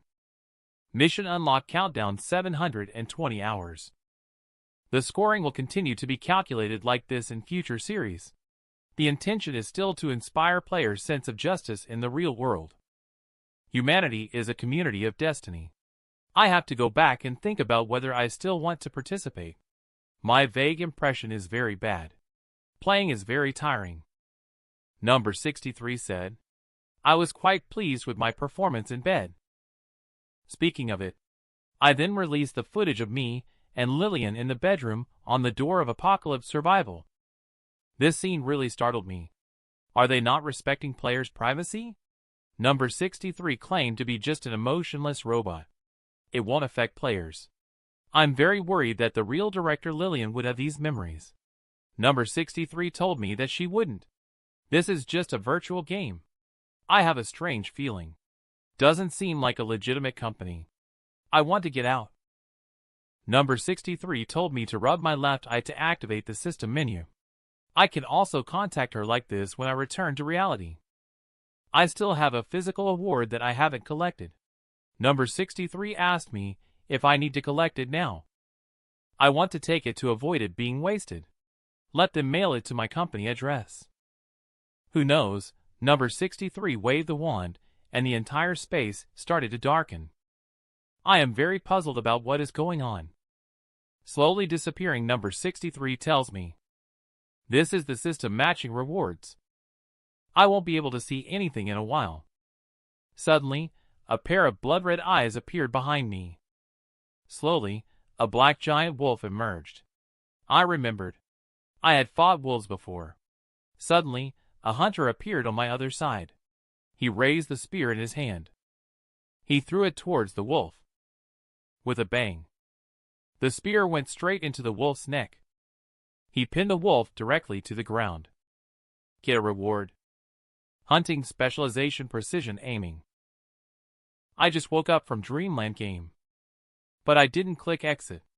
It seems like I woke up forcibly. I rubbed my left eye to summon the menu. However, after rubbing it for a while, nothing happened. I am a little confused. Am I in Dreamland now, or just had a very long dream? At this moment, Dreamland is under a red warning. Number 63 doesn't know what happened. Why did the program exit forcibly? There was a conflict in the Dreamland system. Even the memory control function has failed. Number 63 feels incredible. Immediately track the error code. The error code was quickly found. This time, the system conflict was actually caused by Lillian. Because Lillian actually fell asleep in Dreamland. Number 63 couldn't understand why he was dreaming in Dreamland. Number 63 wants to find a solution to patch the vulnerability. However, the database did not find any relevant patches. She wants to code the program herself a little. However, she is just a household robot. At this moment, Lillian also woke up from Dreamland. Due to the failure of memory control, Lillian's memories of Dreamland are all intact. At this moment, she is still immersed in the sadness of Carlos's death in Dreamland. She was waiting for the two people who had been waiting for a long time at her bedside. They asked with concern, "Lillian, what's wrong?" Lillian explained that she had a very long dream. But she didn't want to explain and just said she couldn't remember. She then questioned the two people in the room about what they were doing in her room. After exchanging a glance, the maid asked Lillian if she remembered sleepwalking last night. Lillian asked the maid what she had done. The maid replied in fear that she went to the kitchen with a knife, continuously saying sorry. Lillian remembered that in Dreamland, she had handled Carlos's body like this in her dream. Because the maid was afraid of accidents, she called Secretary Grace overnight. Secretary Grace suggested that Lillian should rest for a few days before going back to the company. Lillian was thinking about Dreamland. She believed it was not a dream. It was definitely not just a dream. I just came out from Dreamland. Looking at the bustling streets, I feel a bit unfamiliar. I arrived at the familiar breakfast shop. The boss prepared the usual for me directly, and even recommended his relative's niece to me, hoping to match us up. However, the next second, the boss was stunned. Because I, in the middle of summer, was actually roasting by the fire. I awkwardly said that I was feeling a bit cold. That Dreamland is too real. I can also relate to the emotions in it right now. Before leaving, I subconsciously said one more thing. I already have a girlfriend. I walked along the road in silence. Lillian in Dreamland really embodies empathy from a different perspective. Because I haven't been to work for a long time, I almost ran late today. As soon as I arrived at the company, Troy greeted me. Looking at Troy, I couldn't help but say, "Long time no see." Perhaps for Troy, we were drinking together just last night. But for me, it's been half a year. Troy cautioned me that the advertisement department will be downsizing in the coming days, and warned me to be careful. It said that the sales department they are planning to establish will overlap with our department. Let's go with the flow. I have been considering resigning myself. The world is wonderful. I have many choices. Why force myself to conform to others' rules? Troy was stunned after hearing what I said. He felt that I had changed. He thought that as usual, I would definitely start complaining again. Indeed, my mindset has changed. I have become accustomed to taking control of my own destiny through my own efforts. I haven't been to work in Dreamland for half a year. I have almost forgotten what I need to do today. I will contact the landlord group first, then contact the Peak group. Is that correct? Not correct. We should collect feedback from existing customers first. I crumpled the torn paper into a ball, just like working as usual. I threw it towards the trash can behind me. With a plop sound, the paper ball went straight into the trash can. Even though I occasionally miss, I can usually throw it in. But what was that feeling I just had? I tear off another piece of paper and crumple it up again. I found a trash can further away. I hold the crumpled paper in my hand. I close my eyes and aim for where the drop of water would fall. That feeling came over me again. I threw the crumpled paper in my hand. With a pat, the crumpled paper landed in the trash can once again. Incredible. It's as if my body can automatically adjust the angle and force. Could this be my physical award? Hunting specialization precision aiming. How is this possible? Isn't that just a gaming company? I'll try again. This time, aim for the farthest target. With a swish, the paper ball was thrown out by me again. But this time, it didn't land in the trash can. Instead, it hit the supervisor's face. Immediately, the eyes of the whole advertisement department turned towards me. Supervisor Walter said a sentence and then left for his office. I really put my foot in it this time. When I was called into Supervisor Walter's office, I heard various sounds of disdain and mockery in my ears. Everyone started pointing fingers at me. Of course, except for Troy. He has a hint of concern. As soon as I entered the office, Walter asked me to sit down. I also sat down without any hesitation. After Walter poured a cup of tea, mysteriously said, "Don't underestimate me. Are you going to throw paper balls at him? Since things have come to this point, then I'll just say it out. I have been conscientiously fulfilling my duties in these 2 years. Even if I have to leave today, I should still receive my salary for last month, right?" Walter asked me if I'm just leaving like this. Did I forget something? Could it be that he found out I was criticizing him on Reddit? But I used an anonymous account. Who knew Walter would block me, saying I forgot the favor of his cultivation over the past 2 years? It turns out the company is preparing to establish a new department, led by the deputy director of the company and Director Leon personally. They specifically called for me to go over. Walter asked me when I established a connection, but I don't know Director Leon. Walter said Director Leon must be just like him. He noticed my potential. He also said he had discovered early on that I was a good seedling. In these 2 years, he deliberately increased my tasks. It's all for the purpose of nurturing me. He said my future is promising. But I have been preparing to resign recently. Walter was surprised. He told me that this is a great opportunity. He said that the salary in the new department is at least 20% higher. When I arrived at the office, I told Troy how I was transferred to the new department. Anyway, I haven't thought of anywhere else to go for now. Let's just stay like this for the time being. However, the team leader on the side overheard our conversation and jumped up right away. He believed that as the team leader, he should be the one to go. He disagreed with the idea of me being able to move to a new department. The sudden appearance of Walter behind him made him shut up directly. I see. Walter is bringing the company's Director Leon to the advertisement department. Director Leon directly commented on the strong hostility in the advertisement department, asked the team leader if he doubted his judgment in choosing people. The team leader was so scared that his face turned green. He quickly said it was not the case. Walter criticized the team leader for being too impulsive. He should have a more stable attitude, and someone else should take over today. The team leader, upon hearing this, incredulously looked at Supervisor Walter. Later, Walter said, "I have been assigned to a new department. My work will be completed under the leadership of the new team leader. The new team leader is Troy. Up to now. Later, Troy immediately received assurance to complete the tasks. Next, Walter directly told me not to work anymore. I need to pack up my things and prepare to go to the sales department. I feel like Troy is trying to curry favor with me. Is it because of Director Leon? Director Leon told me that our new department will organize a party after work. We can discuss work matters then. I can also take the chance to get to know the new colleagues. Lastly, the rumor about layoffs in the advertisement department is false. The advertisement department will not be laying off employees. Let everyone work with peace of mind.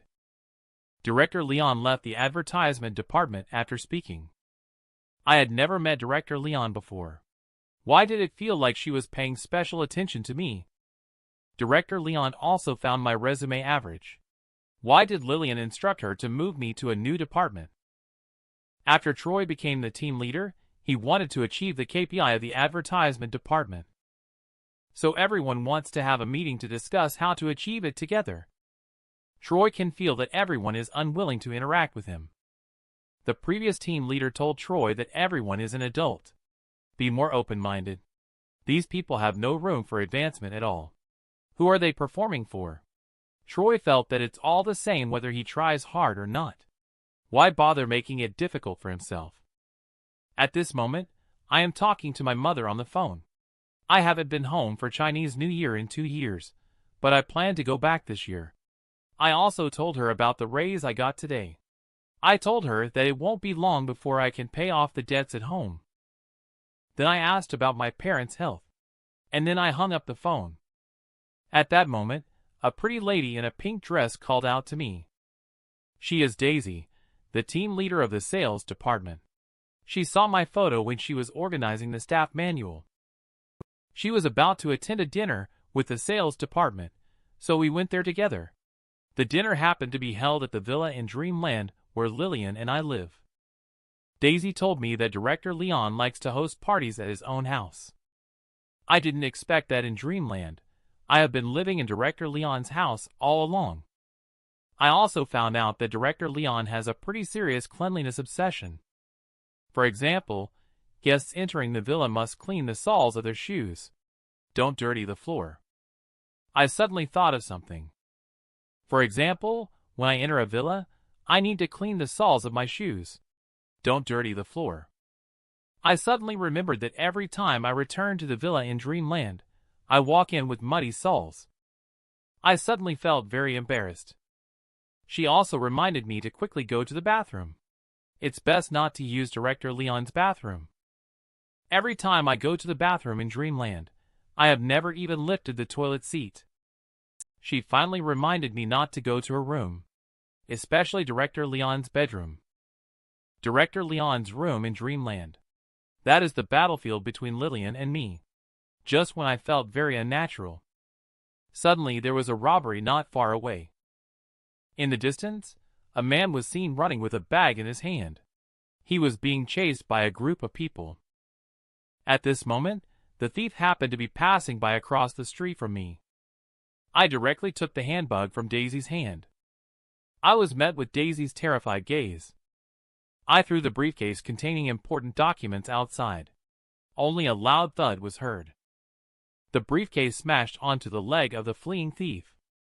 The thief was directly knocked down to the ground by this hit. The documents were scattered all over the floor as well. Earlier, I used her bag to hit the thief. I am very worried she will be angry. I heard Daisy, who was tidying up the files, suddenly shouted my name. I broke out in a cold sweat instantly. I didn't expect her to turn around. She looked at me with admiration in her eyes, and said I was really amazing. I accurately hit the thief. She thought it was really cool and asked if I could teach her.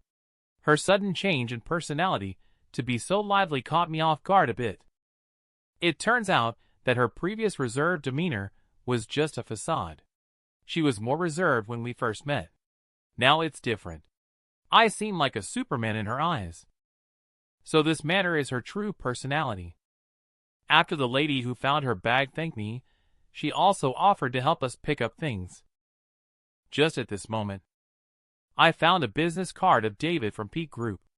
I asked the team leader if this card is in the file. The team leader said yes. A very important partner. Then she quickly took the card, afraid that others might see it. After all, it's the business card of the boss of a global top 100 enterprise. I feel like I've heard the name David somewhere before. She thought I had heard that David and Lillian were in a romantic relationship. Tell me, is Lillian going on a cruise trip with David recently? Oh, I remembered. Lillian mentioned this in Dreamland. It's her boyfriend's name. I remind Daisy to hurry up and pack. Otherwise, we will be late for dinner. Later remind yourself not to think too much. It's just a game. We quickly arrived at Director Leon's mansion. Daisy said the party was being held in the backyard of the mansion. I then skillfully led the way. Soon, I took her directly to the backyard. Colleagues were greeting us as we walked in. Daisy thought I was amazing. It was as if I was walking in my own home. We arrived directly without any difficulties. At this moment, my eyes were fixed firmly on the front. That figure looked exactly like the one in the Dreamland game. Director Leon said that since everyone had arrived, we should sit down quickly and get ready for the meeting. Daisy directly caught my words and suggested that we sit at the same table without any reservations. I feel that her actions are easily misunderstood. After we sat down, Director Leon began his meeting presentation. I found out from Daisy that the sales department was established based on Lillian's suggestion. And Lillian is the daughter of the chairman. Her position is higher than Director Leon. I am curious about Director Leon's background. He achieved the position of deputy director at such a young age. Daisy told me that Director Leon and Lillian have been childhood sweethearts. They have had a close relationship since they were young. And he is very capable. Not only is he a top student at a prestigious school, but he is also proactive and practical. They both feel that Director Leon and Lillian are a perfect match. I asked curiously, why did Director Lillian end up with David in the end? Daisy responded mysteriously, we don't understand the city life. However, she envies it. She also wants to experience the feeling of being surrounded by successful people. A dream is just a dream. In reality, I am tens of thousands of dollars in debt. Obviously, there is no possibility of having any intersection with Lillian. Director Leon has finished the meeting at this time. We can have a great time playing during the mealtime that follows. Classical music starts playing. Daisy feels the atmosphere suddenly becoming more upscale. Director Leon politely invites Lillian to dance. When seeing Lillian reach out to accept. At this moment, I don't know what I'm feeling. Dinner arrived quickly. Daisy said that this steak cost as much as her 1 month's salary. She only sees her holding up a glass of red wine, saying let's forget our worries. Tonight, both of us are all in the sinful capitalism. I also raise my glass and say she's right. A person cannot be without pride. But my eyes can't stay away from her figure. In Dreamland, she once told me that this red wine is fake. The taste is different from the authentic one.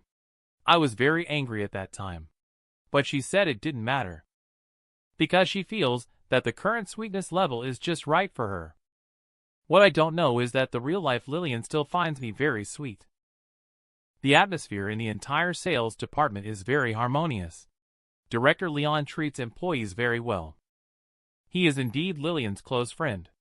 They do look like a perfect match. Director Leon looks like a trustworthy person. Lillian is with him. They should be able to live happily together. Because I'm too captivated by what I'm watching, my thoughts are also deeply engrossed. My hand touched the scorching hot steak directly. Immediately, I jumped up from being burned all over. I feel like this is a reminder for me not to give up on myself. Daisy looked at me with care. Let me not move. She is coming to help me deal with it.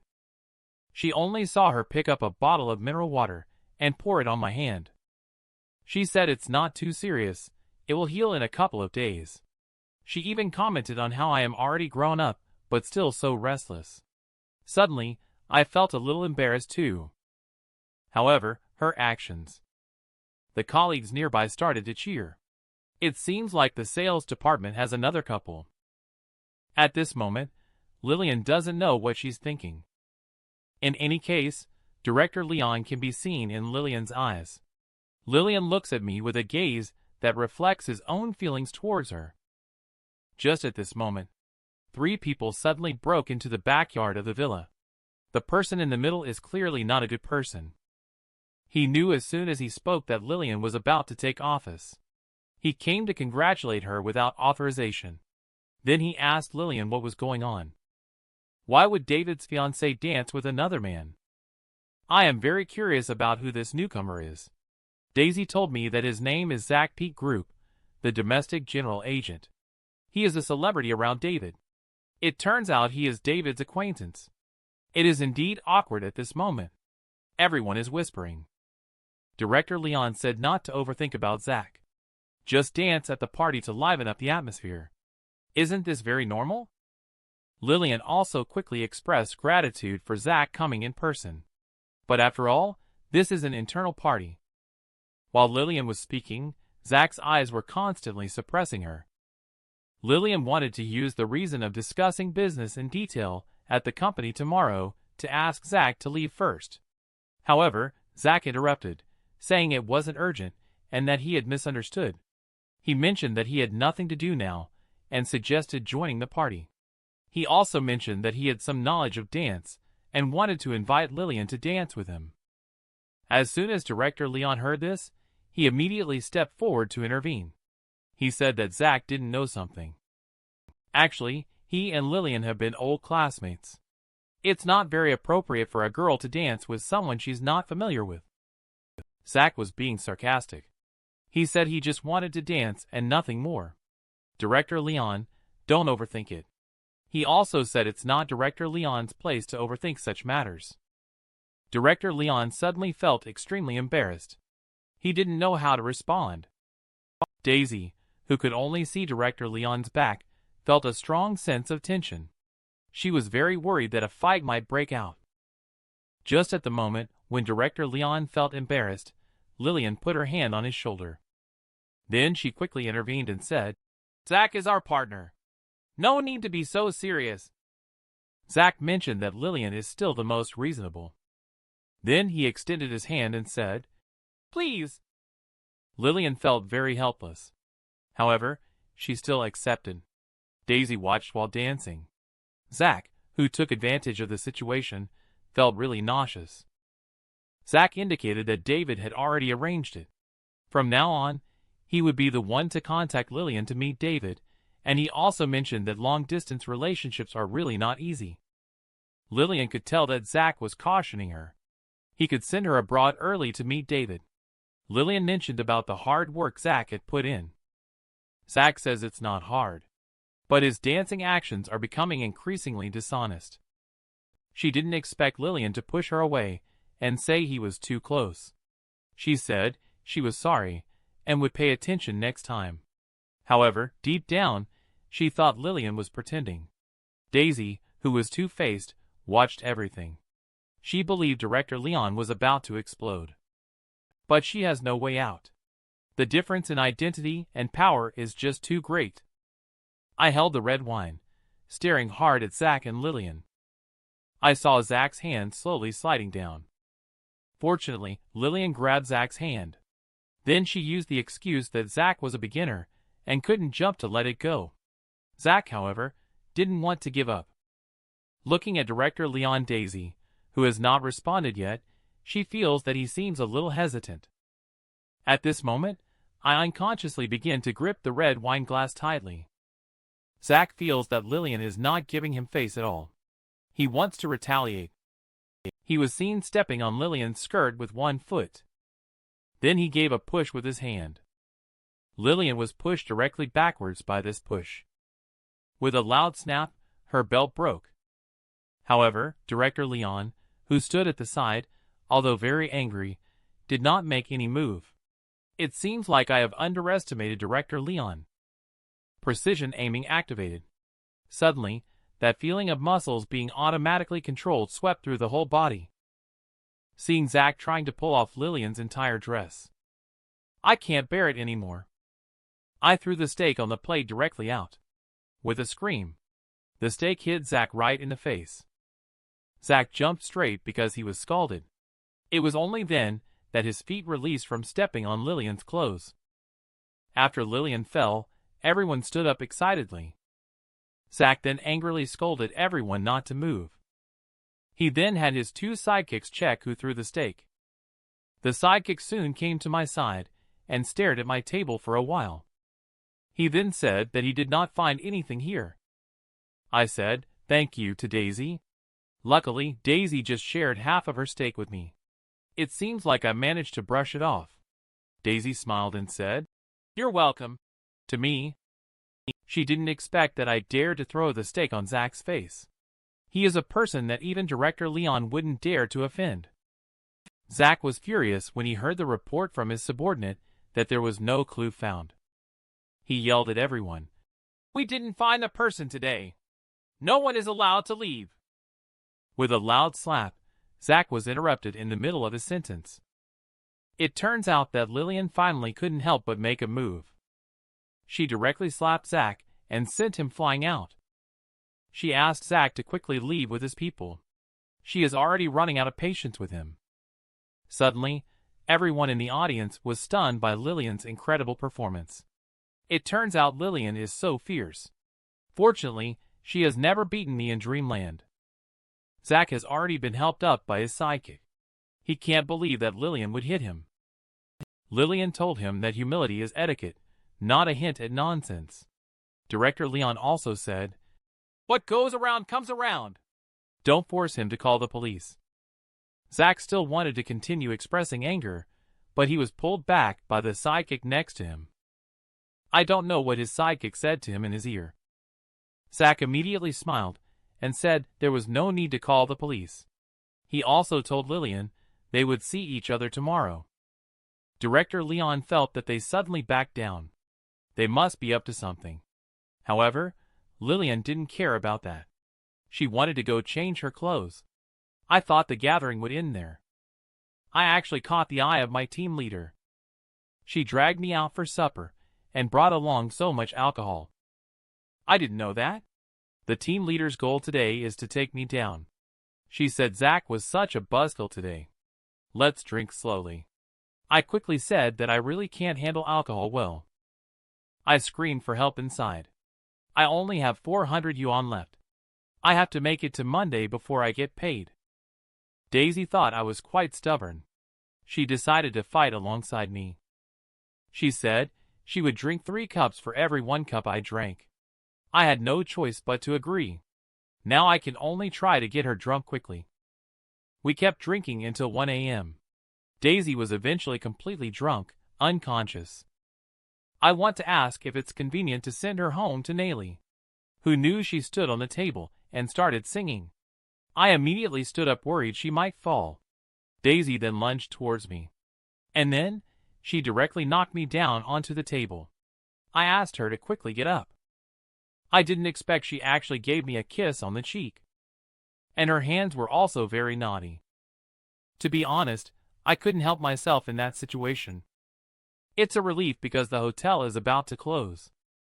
The waiter is coming over with the bill. But when I took the bill, I felt as if thunder had struck me out of a clear sky. Not more, not less. Consumed 400. I saw Daisy getting herself drunk. I could only bring her to the place where I live. However, what I didn't know was that all of this was intentional by Daisy. What I didn't know even more was that we were being followed. When I got home, I put Daisy on my bed. At that moment, Daisy unexpectedly started acting cute and asking for a hug. I was so scared that I protected myself with my hands, urging her to go to sleep quickly. I really don't want to be involved in any scandal right after entering a new department.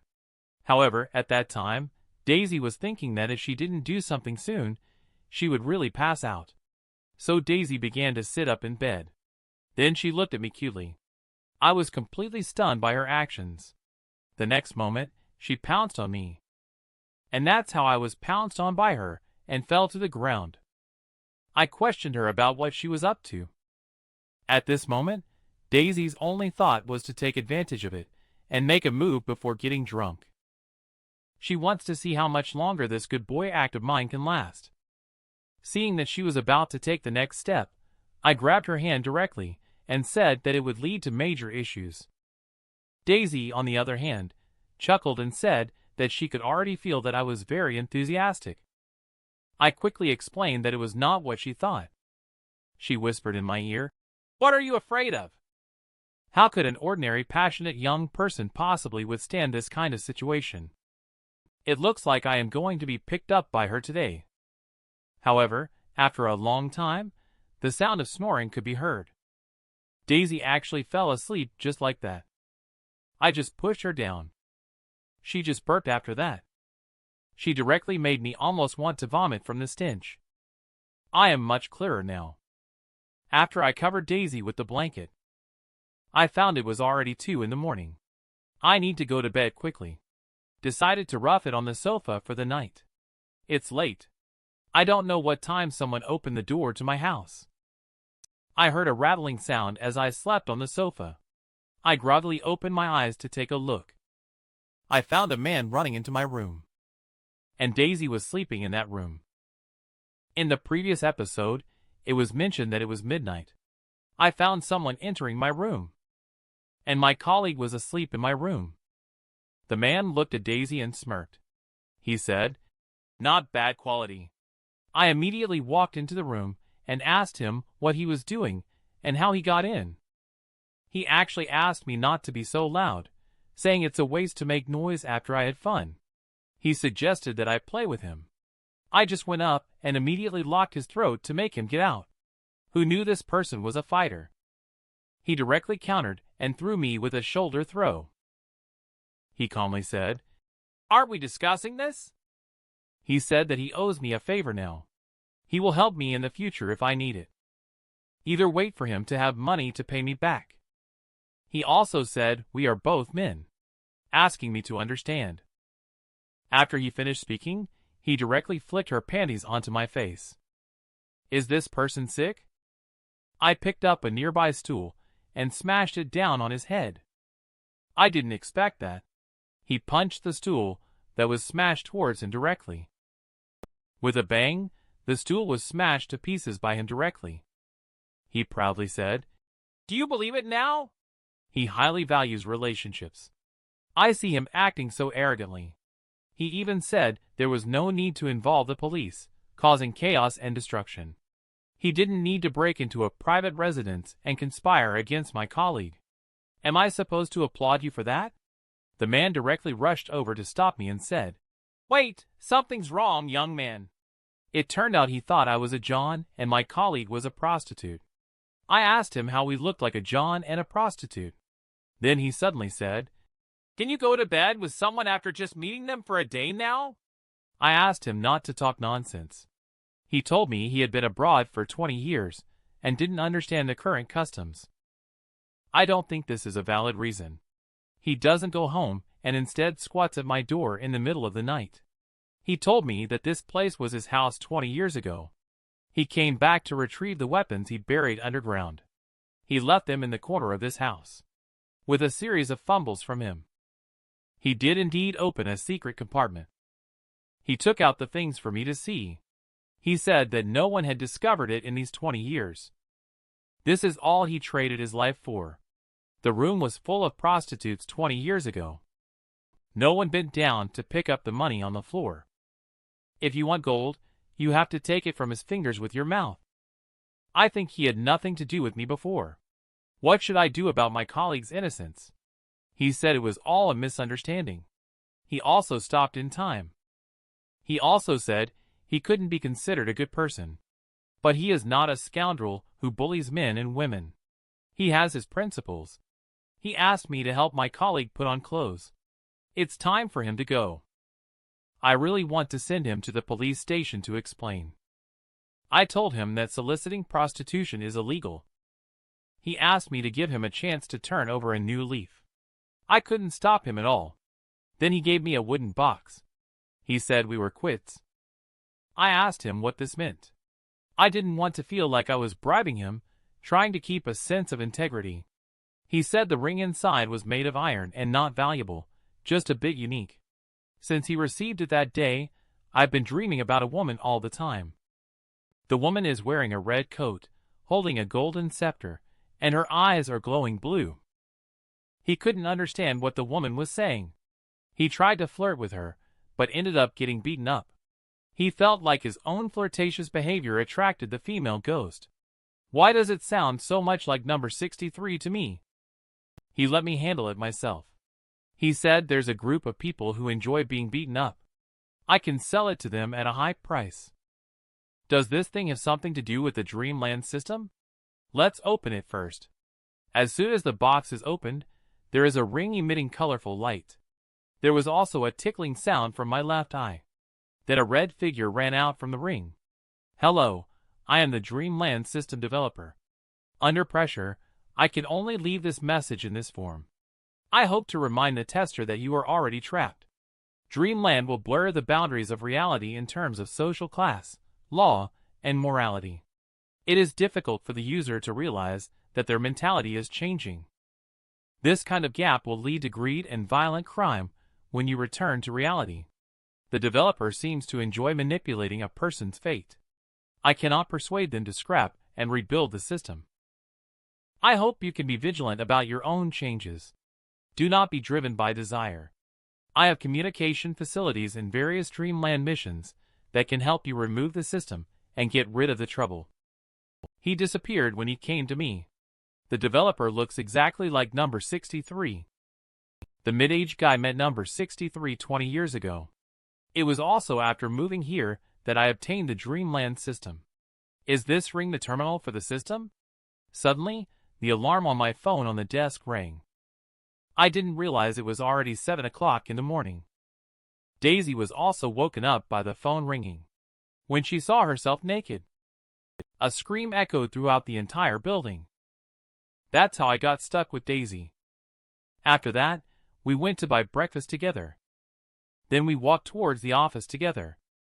Why did I end up with this kind of thing? We just arrived downstairs at the company. The crowd started to talk one after another. Turns out Daisy is the girl that the former team leader had been unable to pursue all along. When she entered the elevator, Daisy discussed going to watch a movie at night. She knew of a place that is only open to couples. Now, she can finally walk in with her head held high. How did this fall on me? Looks like I have to ask him for money. She also said for safety reasons. She has to go to the adult store tonight. At this moment, another person walked into the elevator. I was suddenly at a loss when I saw the newcomer. This person is none other than my girlfriend from Dreamland. She is also Director Lillian in my reality. Daisy immediately greeted Lillian, but I dare not look at her in the eye.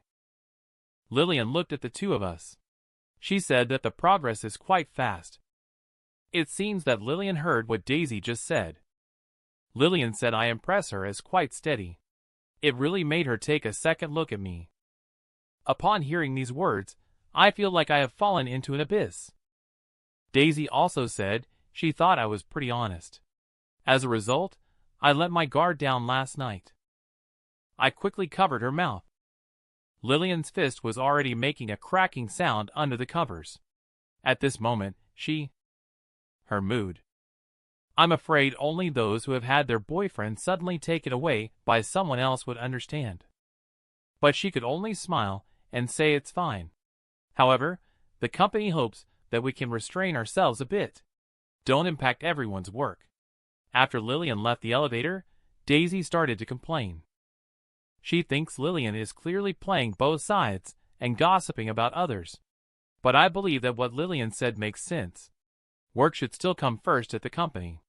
I didn't expect Daisy to be unhappy about it. She thinks I am her boyfriend. I shouldn't be speaking up for other people. I should unconditionally support her. She also asked me if I intend to play around casually. I was touched when she mentioned getting married. I should consider our relationship. Daisy immediately hugged me and said, "Is this good?" She saw that I didn't react much. She grabbed my hand. She hopes I can be more initiative next time. In Lillian's office, Director Leon said to Lillian, "You've been a bit too forceful today. You don't have to work that much. You shouldn't have even skipped lunch." Lillian said she's not hungry. There are a lot of things going on in the new department. Director Leon has known Lillian for so many years. He knows that Lillian is lying to him. Directly ask Lillian if she's feeling anxious, right? Then Director Leon suddenly approaches Lillian. He stares into her eyes and asks if it's because of Carlos, right? Lillian feels a little uncomfortable under Director Leon's gaze. She turned her head and admitted that she didn't understand what Director Leon was saying. At this moment, unaware, I went to the office to find Director Leon. I told him that I had finished organizing my list. Director Leon turned around and said that you've come at the right time. He asked me to show him the list. Lillian looked even more uncomfortable at this point. Director Leon commented as he looked at the list.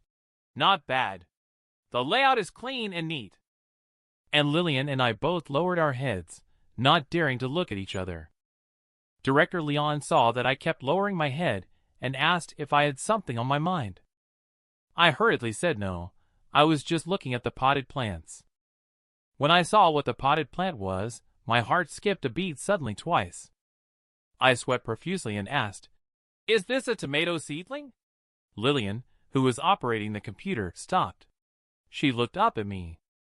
"You seem very knowledgeable about tomatoes," I said instinctively. "Yes."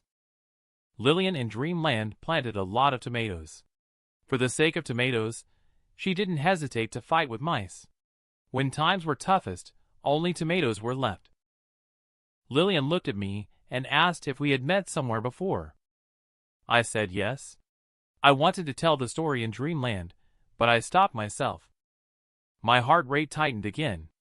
I thought of number 63's words that it was just a game. The game is over now. I also thought of the developer's words. Hope you can be alert to your own changes. And Daisy's words. I'm your girlfriend. I also thought of Lillian, the girl with a flower-like smile in Dreamland. In the end, I still didn't say it out loud. I just told Lillian that I had seen her in the fields back in my hometown. She questioned Director Leon. Why would anyone grow tomatoes in the office? In the end, she still suppressed her inner impulses. She smiled and said that she had accidentally mixed up the seeds. Tomorrow, she will ask someone to repot the plants. Director Leon knew that it wasn't that simple, but he didn't continue to inquire. Inside the bathroom at this moment, I am using water to wake myself up a bit. Phew. The real-life Lillian is not the same person as the one in Dreamland. In reality, why can't she control the person who daydreams uncontrollably? At this moment, the Lillian in the office is also feeling fortunate. Fortunately, she managed to suppress the urge. What the developer said is right. I have been in the Dreamland trap without realizing it. If I get used to shooting in Dreamland, get used to killing, and even get used to Lillian's existence, what kind of person will I become? I am a junior clerk. She is the daughter of the chairman. We will no longer have any intersection. Lillian also sighed.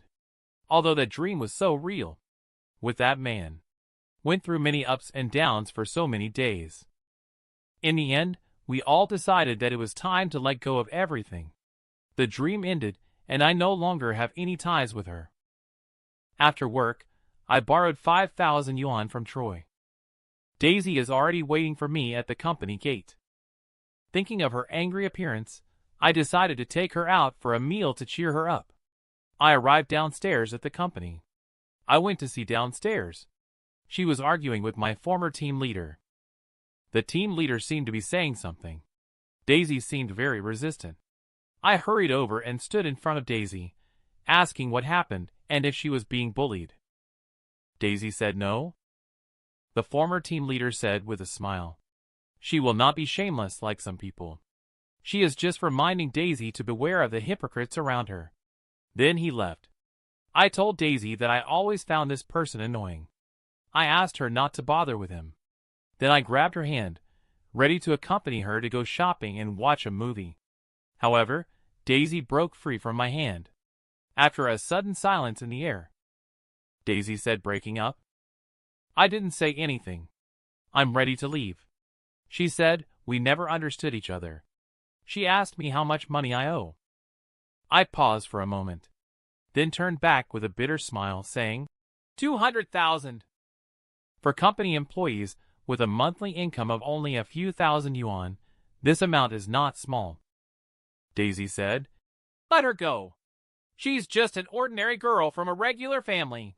She doesn't have that strong ability. Do you understand? It turns out she also knew that my crush was not her. Why are all the good men attracted to Lillian? She said she really isn't worthy of me.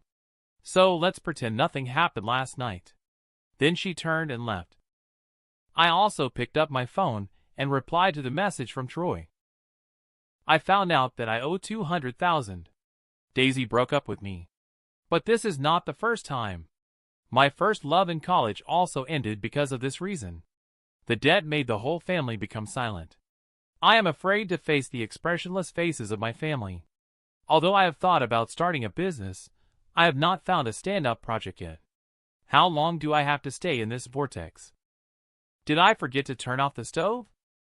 But why is this mid-aged guy still in my house? He even greeted me and said, good evening. I was about to explode with anger. I directly went up to him and grabbed his neck. I asked him why he was still here. I haven't come to settle the score with you yet. What are you doing here? Do you think you own the place? What do you want in the end? Mid-aged guy told me that he really has nowhere else to go. Today he was badly beaten while looking for a job. He asked me to do him a favor and let him stay for a couple of days. I will just throw him out the door directly. I warned him that this is the last time. Next time, I will call the police. I'm so annoyed. I've had a really bad day today. I took a deep breath. What's so fragrant about this stew?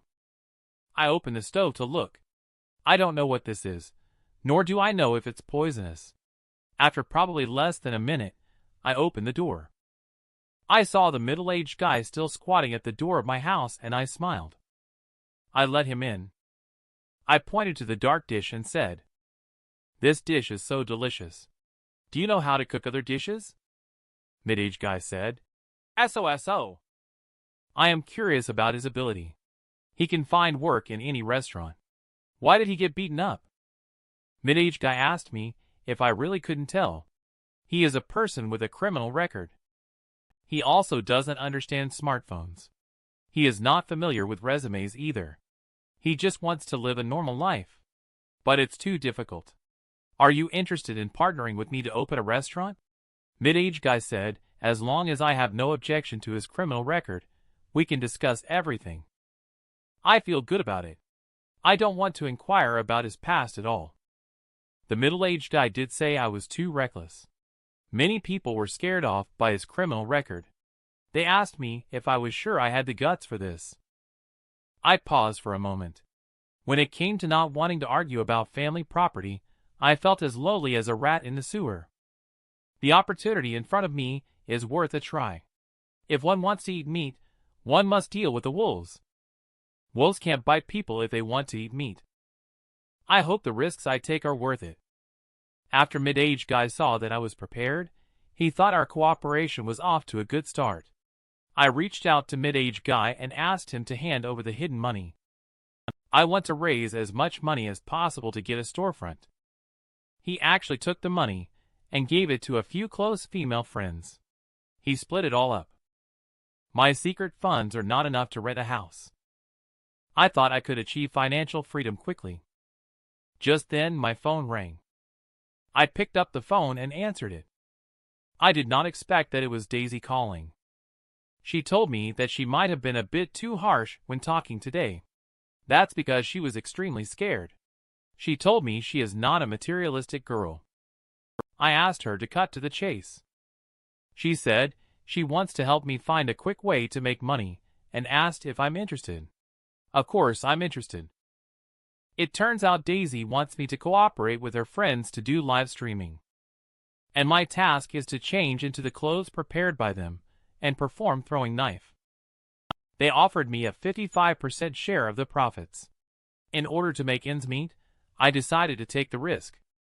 However, the clothes they prepared for me, it really makes me feel a bit nauseous. To avoid disturbing my daily life, I put on a blindfold.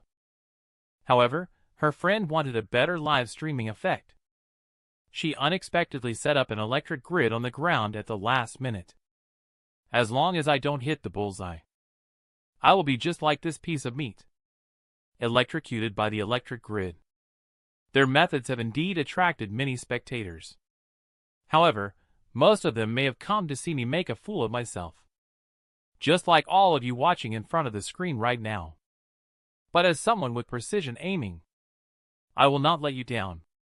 I threw the dart directly before anyone could react. With a crisp sound, it hit the bullseye directly. Then I continued to throw. Of course, still hitting the bullseye. The number of people on the live streaming channel is also growing significantly. They did not expect to face the power grid. I can still have such a calm and light attitude. Daisy's friend immediately felt that I was a particularly powerful person. She started to set the atmosphere on the live streaming channel. By the way, she started reminding people to hit the like button. This way I start to continue throwing. Daisy's friend's commentary is also getting better and better. Don't forget to hit the like button. When I hit all 7 out of 7 shots, I quietly walked to the front door. I dropped the remaining 3 darts on the ground. I directly said that the studio before the broadcast hoped I would fail. I don't like acting, so consider these last 3 darts as my failure. I don't understand why people like to mock someone who is having bad luck and derive a sense of superiority from it. Perhaps I am not cut out for this line of work. My performance has ended. I should probably say goodbye to the live streaming business as well in the future. That's how I left. The next morning, I was woken up early by a phone call. When I answered the phone, I was told that I had become famous. I got angry and said some nonsense early in the morning. I guess my look from last night was parroted like this. I packed up and walked out of the room. There's a bowl of green porridge ready on my desk. Of course, this was prepared by the mid-aged guy for me. I told Tate that the appearance is really not good. Opening another store right now is not possible. Tate is very disappointed. He thought he could get it done in these 2 days and have income immediately. I told him that he still needs to do it. The timing is uncertain. Anyway, let him stay at my house during this period. He has food and shelter, at least better than being homeless. After saying this, I left. Just arrived at the building of the company downstairs. Daisy came with her 2 friends to find me. Faced with their enthusiasm, I told them I still had to work and said goodbye. They actually blocked the entrance of the company. They are so difficult to deal with that I won't go back even if they beat me to death. As soon as I arrived at the company, my colleagues told me that Leo was looking for me. I curiously asked what they were gathered for. She took out her phone and said, "Check this out. It's a super funny video that just went viral. Even director Leon got brainwashed by it." When I took a look, it turned out to be me. I can't believe I got turned into a video so quickly. I asked, "Isn't this person called Never Miss?" He told me that because all 7 darts hit the target last night, so everyone started calling him 7 Guy. Afterwards, I went to Director Leon's office. When I came in, he pushed me against the wall. He asked if both Daisy and I were at the 7 Guys live streaming last night. Why didn't he see me there? I was at a loss for words on how to explain. Director Leon suddenly asked me if I have 7 Guys' contact information. I looked at Director Leon's desire for 7 Guy. I said that I would guarantee the completion of the task, because I promised Director Leon to accompany him to 7 Guy. That is also me. I took the initiative to contact Daisy and her group, and so I joined their team again. After almost a month passed, the system reminded Dreamland to open tomorrow. The next Dreamland game is about to start. But dreaming doesn't appeal to me anymore. Real life is equally exciting. In the evening, I found an excuse to leave, letting 7 Guy meet Leo alone. Then I told Director Leon that I am someone who enjoys freedom, just as Lillian sighed. Director Leon tried to get close to me, but I kept my distance. Suddenly, someone remarked that Director Leon was being presumptuous. To everyone's surprise, the person turned out to be Zach from the Peak group, who also came to invite me to join their team. However, he was also directly rejected by me. He actually tried to buy me with money. I told Zach the reason why I didn't want to, simply because I dislike him as a person. After returning home, I put the bank card on the table. I told Tate that I already had enough money to open the store. Because when opening a store, you have to pay at least 3 months' rent up front. I saved the money that my family gave me for each birthday. At the age of 1, my family put 100 yuan into this card. At 2 years old, they saved 200 yuan. The same goes on. Even though my family is in debt, my parents still insist on saving money. They hope that I can find my own life. This money is of great significance to me. The decision to open a shop is also important. However, Tate suddenly said, "Are you ready?" But it was already too late. I was a bit confused about what he was asking. Tate told me it was too late as he had found another job. My parents' hard-earned money has to be well kept. What I didn't expect at this time was that the previous team leader turned out to be me. It was 7 Guy who smashed Zach's photos at the banquet. He even gave these photos to Zach. It turns out that originally she did not get angry at the banquet because one of her henchmen, a tough brother who had been in jail, was released. His subordinate Mason told her that they had already made contact with him and mentioned that the person was in need of money.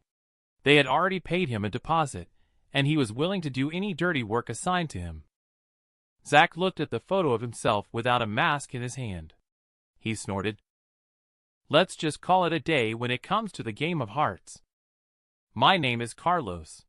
I just had my neck cut. I feel like I'm about to die. 15 hours ago. In the morning, I met an ant looking for Tate as soon as I opened the door. It delayed me for a while. Then I set off with Director Leon. I am already Leo's assistant. After getting on the car, I realized that Leo's driver and assistant were already on board. The driver is named Colin and the assistant is named Hannah. At this moment, we are going to see a powerful and cunning woman. If we can get her help, Lillian's performance will be no problem. What I didn't know at this moment is that the woman just rejected Lillian's negotiation. At this time, Lillian and others all had black lines on their faces. Because the ant delayed me a bit in the morning. So we arrived a little later than Lillian. Later, Director Leon introduced me to the woman we would be negotiating with today. Jennifer, the president of Eastern Corporation. I reached out to greet Jennifer. She didn't even look up at me. Then she told us she was taking a break from her busy schedule, so let's not talk about work. And then she went to soak in the hot springs. What's going on? Did I mess up? Director Leon told me to relax. He said Jennifer is testing our patience. Eastern Corporation has the largest domestic platform. If we can connect to their online channel, our performance will take off in a short time. It's just the price. They are asking for a sky-high price, pushing me hard. If they trap us, I'll deliberately raise the quote and switch channels. We can't get stuck here. Director Leon said it's not possible. It turns out Lillian made a bet with the company. There isn't much time left. If the company's profit doesn't meet the standard by the end of this week, I'm afraid he may never see Lillian again in this lifetime. I feel that things are not looking good. Is Lillian serving as a director a gamble? What does it mean never to see again? Director Leon still wants to continue negotiating. Lillian asks him what he has to negotiate with. Jennifer has a grudge against her father. She can't wait for them to be done for. It's already quite polite not to add insult to injury this time. But Director Leon knows. Only Jennifer can rapidly promote the product nationwide. But there are only 3 days left. If there are no significant results, Lillian has to leave. Lillian asked the 2 girls, who came with her, to go back to the company first. Just then, a discordant voice sounded. Zack said that the farewell party was quite lively. He will send Lillian to David. Director Leon said that there are still 3 days left until the agreed time. He asked if Zack's arrival was a bit rushed in 3 days. Zack replied, "So Lillian's father didn't tell you." Lillian will meet David tomorrow and work to expedite the marriage to facilitate cooperation between both parties. Lillian also did not expect that her father would send her away to save face while the employees were on vacation. At this moment, I am also very surprised. Why does it feel like this marriage is a transaction? Director Leon pointed at Zack and said, "You're talking nonsense. Fathers don't think like that."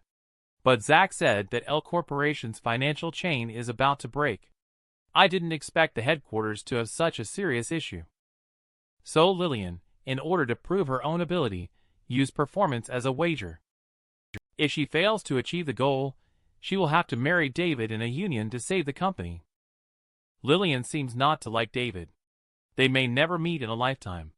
Could it be that David lives abroad? Director Leon still doesn't believe. Zack will call to inquire. Lillian directly interrupted Director Leon, saying it was unnecessary. She also said her father is such a person. Director Leon is not unaware. Lillian's eyes dimmed as she said it has always been like this, manipulating her life at will, deciding her fate at will. Lillian felt like she was living in an airtight room. Director Leon immediately comforted Lillian upon seeing this, telling her to take a rest. Zack, who saw all this, laughed heartily. He mocked Lillian for insisting on betting with Lillian's father in the first place. Now she is obediently marrying David, that old man who can hardly stand up. She deserves it. Hearing Zack's sarcasm, I glared fiercely at him. He asked me, "What are you looking at?" "It's none of my business. Let me just deal with my own mess." Just then my phone rang. It was a call from the live streaming room. I asked her what was the matter. She said that we have been slandered online. We have inexplicably been labeled as a cult organization. I asked her if she wanted to sue them. She said it's not possible. Doing so would only attract more attention to this matter. The public's first impression of Seven Guy is exaggerated hype, which is very harmful to our future development. They will discuss it and get back to me later. Suddenly I knew that all of this was the work of Zack. He looked at me menacingly and said, "How about that? This is just the appetizer, Seven Guy." He then turned and left. Late at night, I sat alone by the pool. Zack already knows my identity. I don't know what retaliation will come next. The studio has not reached a decision. Director Leon and Director Lillian have not made any moves. I thought of Lillian's comments about her father's words. I realized I can't wait for Director Leon. I'm going to talk to Jennifer. Fight for a chance to turn things around. Just then, someone suddenly walked towards me. After seeing the newcomer, I felt incredulous. I asked in surprise, "Tate, what are you doing here too?" He said he was helping people by taking their money to eliminate their troubles. Later, he took out a knife and said, "Sorry, Carlos." Like this, he wiped my neck and I fell into the pool. Am I going to die? Before fainting, I saw a woman trying to grab me as I sank. An electronic sound came through indicating that the character has been created. When I woke up again, she said, "Welcome to join the second level of Dreamland, Monsters Invasion."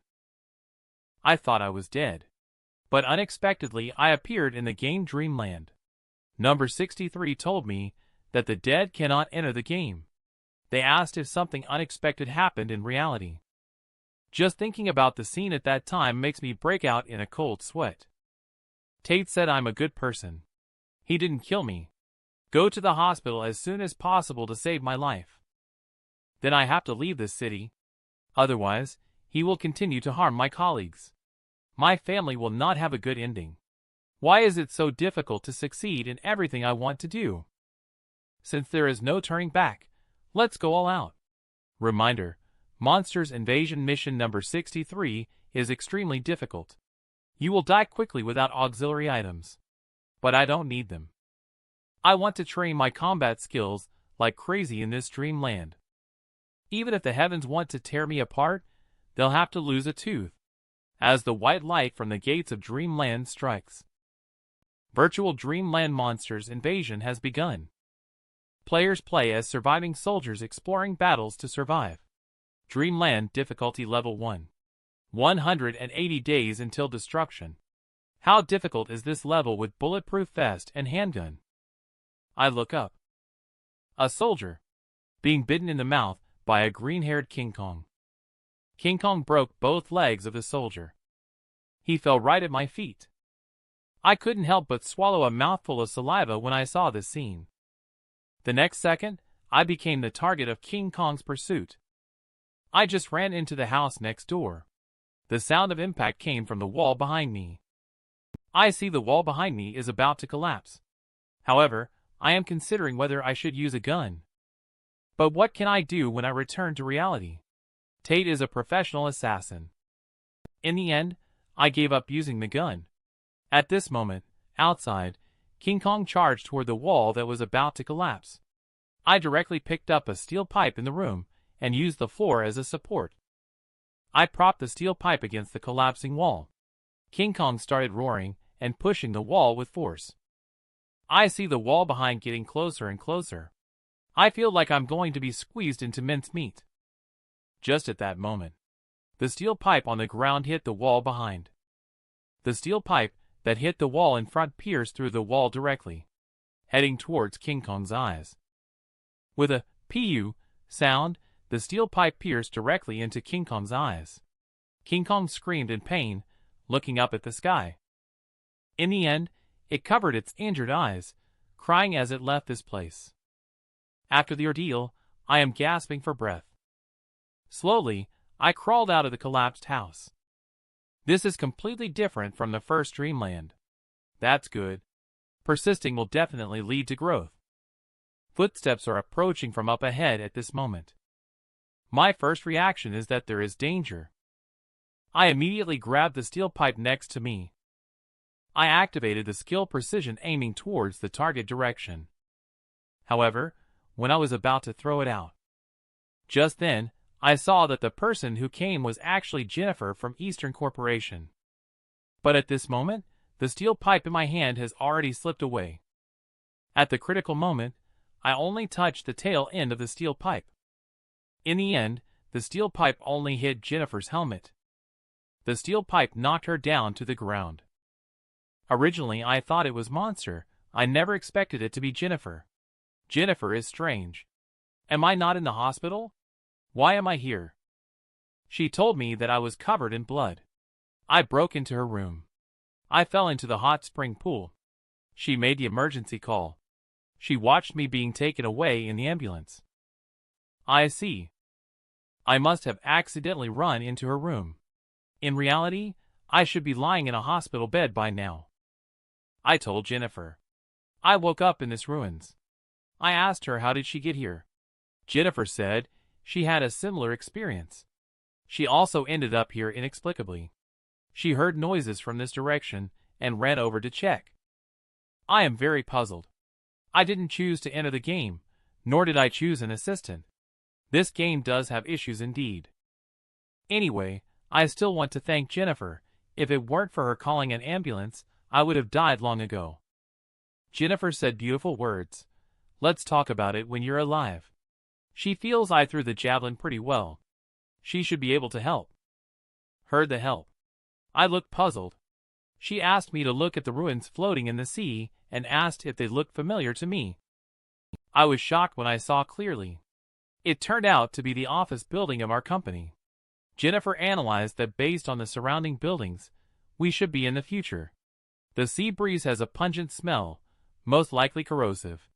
The sea level is rising continuously. Eventually, the entire land may be submerged.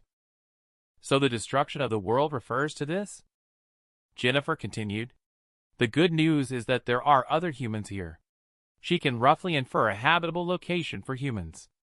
The bad news is that there are many monsters here. She witnessed a King Kong eating a person. She asked me what I think.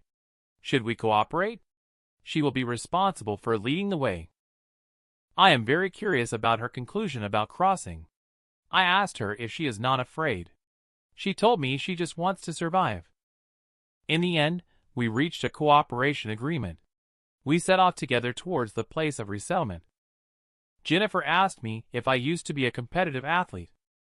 I didn't expect that she still remembered my name. She didn't even look up when we shook hands for the first time. She told me that back then I had no usefulness to her. Greeting me was a waste of time. She's really harsh with her words. Always calculating like this in daily life might leave her without friends. When we climbed up a hill, after seeing the scene in front of me, I couldn't help but compliment her. Because not far ahead, it looked like a fortress. Jennifer proudly told me that having value is the key to having friends, isn't it? I covered her proud mouth with my hand. Then I and her hid together against the wall. I saw a huge monster moving above our heads. I pulled out the pistol from my waist. Tell Jennifer not to get her hopes up. Let her remember to protect herself by holding the gun in case of danger. Jennifer took the gun without hesitation and said thank you. If there's danger, she'll help. Slowly, we arrived at the edge of the fortress. After observing and not finding any monsters, we entered. Jennifer seemed puzzled after coming in. Everything here, whether it's the buildings or the ground, is very clean. Obviously, someone cleans here every day. Why haven't we seen anyone? I was suddenly attracted by a building in front of me. It looks like a military fortress, but the tree branch structure on top seems a bit like an eagle's nest. Jennifer feels that an eagle's nest couldn't be this large. The next second, a hawk's cry came from the sky. We only saw the mutated giant eagle. A mutated eagle flew towards us in the sky. Jennifer reminded me to quickly hide in the house, but I stared motionless at the eagle in the sky. I asked Jennifer to hide by herself without worrying about me. Jennifer said I was crazy. She thinks the eagle is too big. My steel arrows cannot kill it. But this is exactly what I want. At first, I was threatened by Tate with a knife against my neck. He mocked me. I could only watch as the knife was held to my neck, unable to resist at all. He said that I kept saying I wanted to change my fate, but he effortlessly destroyed me. He said I was far from being able to become his right-hand man. If Dreamland ends, only the most memorable things can be remembered. I hope to remember the courage to fear nothing. It looked at me as I made attacking movements. The mutated eagle screeched disdainfully. However, the next second it was stunned. Countless steel bars flew towards it. Not a single one was of use. I will make up for it with quantity. That monster eagle. It was directly pierced into a hornet's nest by the steel bars I threw. Jennifer looked at all this incredulously.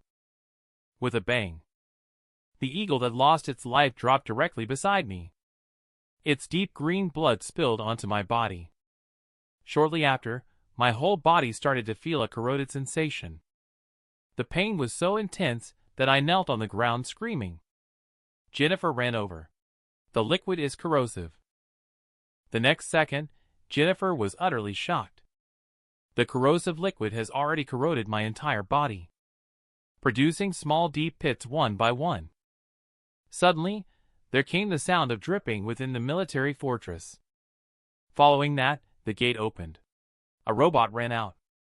Emergency medical assistance system activated upon detecting injured humans. A syringe extends from the robot's arm. Before Jennifer could react, the robot inserted the syringe directly into my back. It then started administering the injection to me. I suddenly became dizzy and passed out.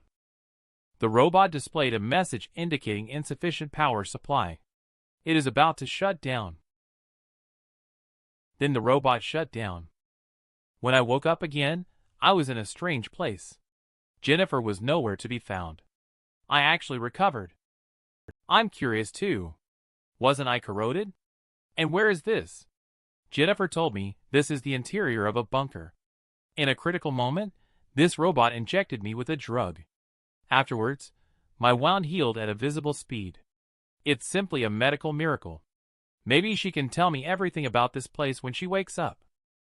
At this moment, the robot made a sound as the power was restored. It found a large amount of dirt. Afterwards, it yelled, "Clean up," and ran outside. Carol opened her robot's head. A large amount of flame spurted out towards the eagle's body. I'm curious if this is about cleaning. Jennifer said her manufacturing process is very advanced. It may need some kind of password to activate. She suddenly remembered the 2003 mark on the robot. So she tried shouting, "2003!" at the robot. With a click, the robot's head restored. It said, "Debris Robot 2003 received instructions. Automatic hosting program ended. Intelligent program starting." Subsequently, it reported a total of 1,130 days of hosting. Encountered 363 biological attacks. Processed 45,200 tons of garbage. Damaged in 672 places. The scrapping alert requires comprehensive maintenance. Subsequently, her eyes turned green. Smart program started. Her next move left Jennifer and me stunned. She was seen dancing around, giggling, saying she knew it must have been because she didn't work hard enough that humans abandoned her. As long as 2003 disrupts the base every day, humans will definitely come back. Clean. Jennifer learned from the 2003 robot that there are no people here. The place is so tidy because the 2003 robot cleans it every day. Because 2003 believes that as long as it cleans every day, humans will come back. Jennifer wants to know where the humans went.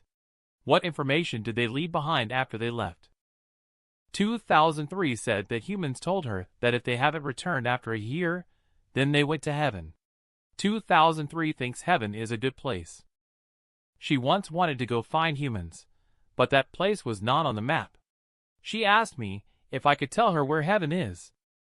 I told her it's better that she doesn't know. This machine has been hosted for 3 years. It seems those people are in grave danger. Jennifer asked 2003 to take her to check the inventory. She is planning the next step.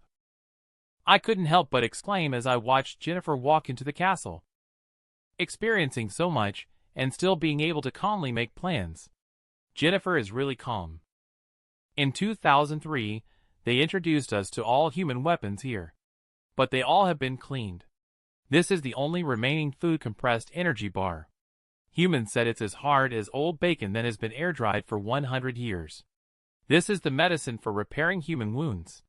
Using too much on the human body will rust it. I was so scared that I hurriedly asked if what was injected into me was this. Fortunately, they said I am currently very safe. The repairing effect of this medication is very strong. Hair growth is the result of excessive repair. Medications cannot repair the complex human nervous system. Often, humans rely on medications to fight. Over time, they may turn into vegetative state. In addition to these, the base also has a continuously operating energy core and an underground water reservoir. I didn't expect there to be a water reservoir. I immediately asked about the location of the bathroom and went to take a shower. Jennifer was curious. Since there is an energy core, why doesn't 2003 recharge itself? 2003 said it is not allowed to use human resources without permission. Jennifer said, "A machine is just a machine." She then asked 2003 to take her to see other places. Upon hearing this, 2003 ran straight to get the map. Jennifer went to observe the log on the side. But she doesn't recognize these words. They look like graffiti. At that moment, 2003 took the map back. Due to the long years of neglect, 2003's wheels broke directly. 2003 fell directly to the ground. The map in her hand also fell off. Jennifer asked if 2003 could still function. She wanted to know what was written on the log. 2003 replied that it was a new language created by humans there. 2003 has no record of the relevant fonts. She also does not know. Jennifer said as she opened the map, "Even the aftermath of human extinction has been considered. Quite thoughtful." Suddenly, Jennifer's face turned pale. In 2003, we were asked if we were an island. 2003 accurately told her that we are the only continent on Earth. According to data statistics, in another 179 days, this continent will also be flooded by strong acidic oceans. Now all the monsters around the world are gathering on this land. 2003 requested the owner, Jennifer, to stay inside the shelter. Jennifer understood the current situation. Without weapons. 2003 said it is true. She sighed. She then asked about 2003. Are there any clothes left by humans? She wants to bring them to me. 2003 said there are some. They are in the bedroom. This little thing doesn't need the master to come. 2003 will take care of it. Jennifer coldly asked if she knew why she had been abandoned by humans. In 2003, uncertainly said it's because she wasn't working hard enough. Jennifer directly crossed over from 2003. Then tell 2003, because she will not showcase her value. Also said that she doesn't want to end up like 2003. With a click, the door of the bathroom was opened. I turned around to look towards the door. I saw 2003 crawling in with a cloth. I asked her why she ended up like this. 2003 said she is not useless. Wiping the floor with a cloth, she said she can clean. She wants to be with humans. She longs for the time spent with humans. Then her camera started playing, showing the footage she had seen before. At that time, there were many small animals around. Human children would happily call her name, 2003. Then, they would cheer her on as she cleaned. At that time, she was truly happy to clean. Later, she cleaned alone, but she still made sure to clean the entire base. At this moment, she is still vigorously scrubbing the floor. Tell me, she does not know what heaven looks like. But she will strive to make this place cleaner than heaven. I didn't expect that 2003 has aged into this appearance. I asked her how the robot was repaired before. She told me it was maintained by human engineers. Where should I find an engineer in this world? Anyway, I'll try to repair it myself first. Just at this moment, the door behind me creaked again. I didn't expect that. Jennifer actually ran in wearing a bathrobe. She even told me the world is about to end, so there's no need to be so formal. She even prepared new clothes for me. I blushed and said thank you. I told her to just put it on the table. Jennifer then continued to talk about how bad our situation was. She asked me about the people before at the shelter. Why would they risk their lives to leave? I said it was back in 2003. Wasn't it said that they were going to look for a certain place? Jennifer told me that in this countdown to destruction world, does it really matter where to go? Unless there is a place where you can escape being engulfed by the acid sea. I agree. Only such a place is worth risking your life for. Jennifer tells me there must be relevant records in the journal. She needs time to translate. Only with the continuous rise of sea levels, the monsters on land will surely gather more and more. Safety may not be guaranteed. So I hope we can continue to cooperate until we are rescued. She is researching escape methods. She needs my help in terms of safety. But right now, my mind is full of how casually she takes off her clothes.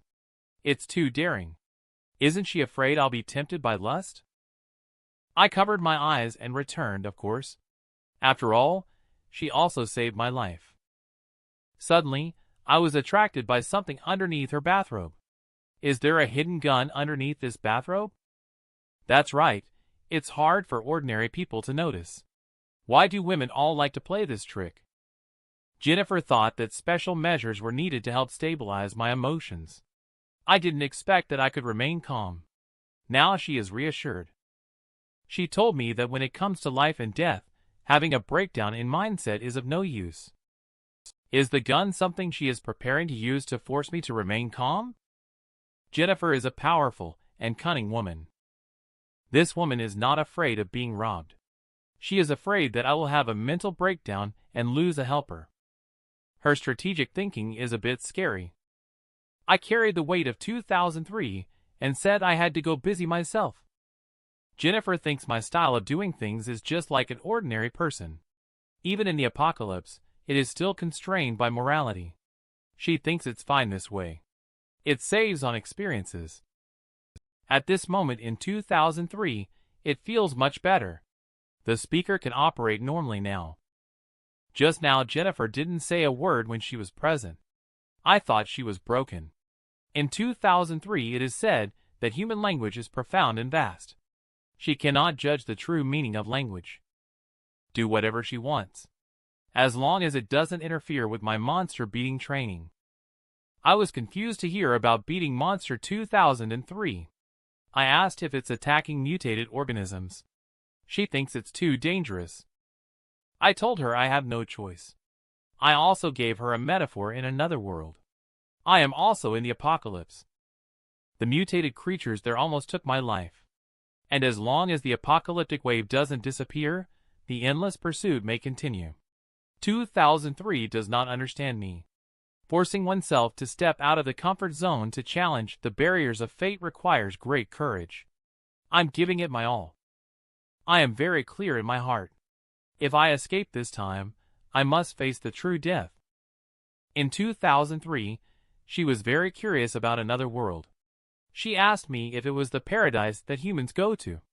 It seems that 2003 is too obsessed with heaven. I told her that in terms of comfort, home is my idea of heaven. It's safe, loyal, warm, enlightening, and healing.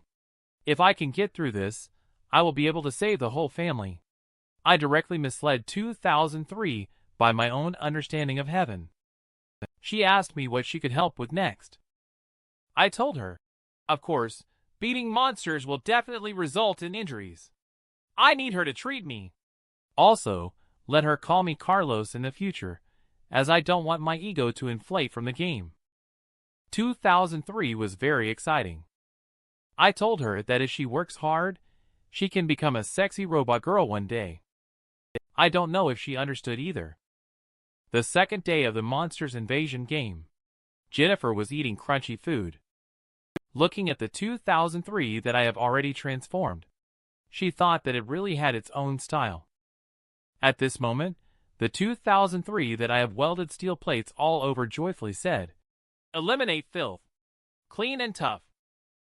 2003 led me to find a large number of crossbow arrows.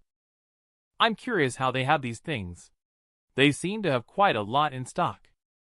She told me that Shelter used to have a shortage of ammunition. They could only build barriers on the walls to block traffic to fend off monsters.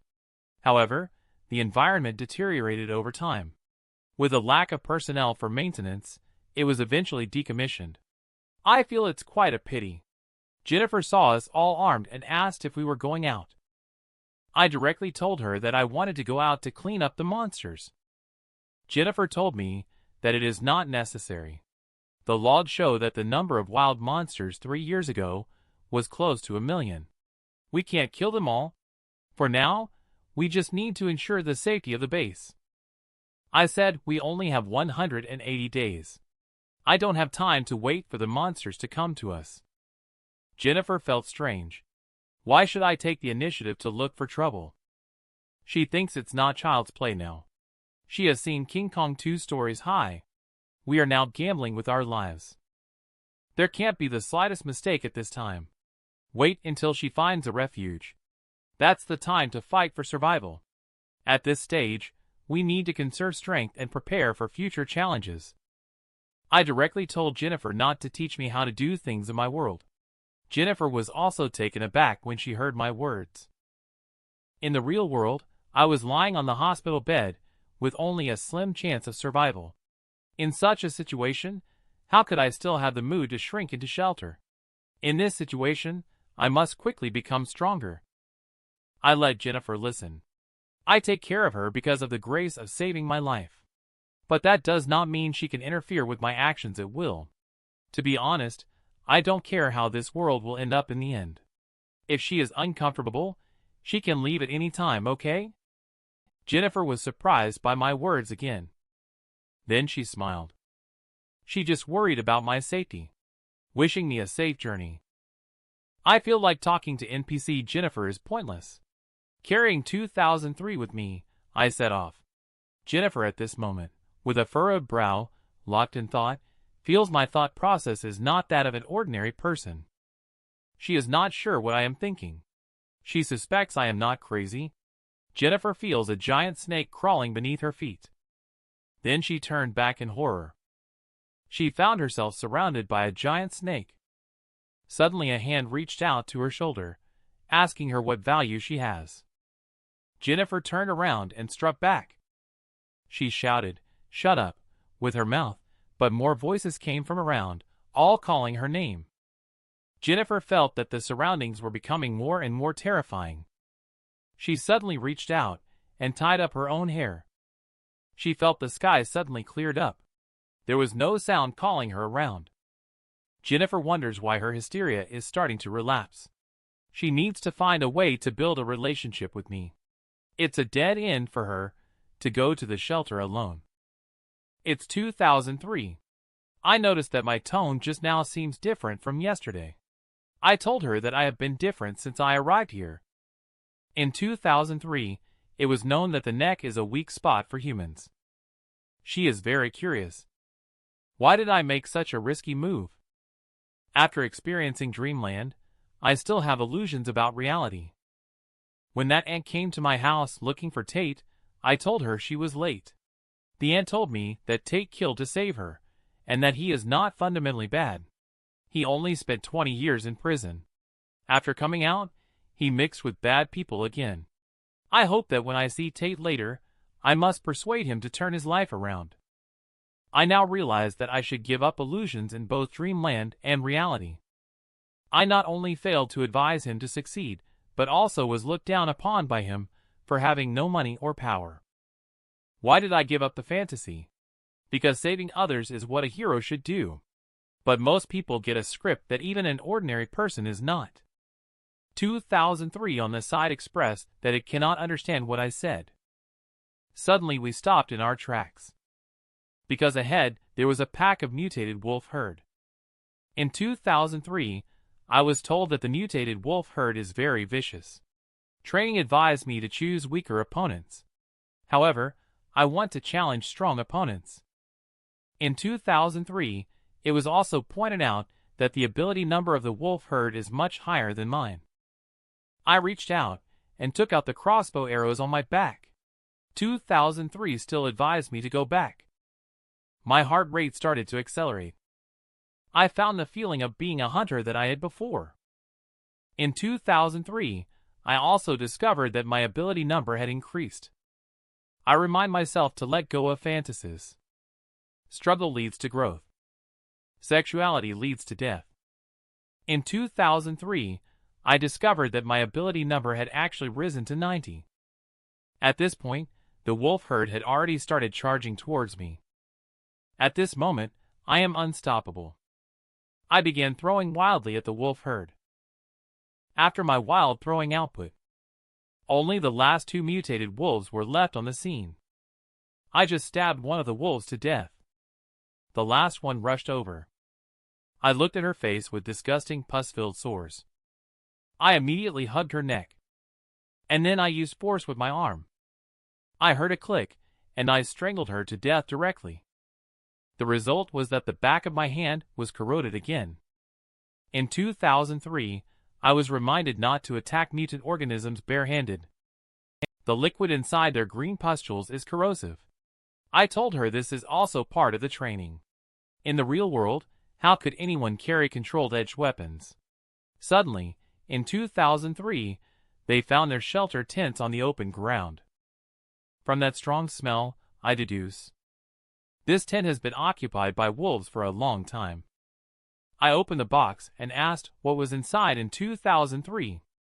She told me that it was wheat seeds, a symbol of their wheat shelter.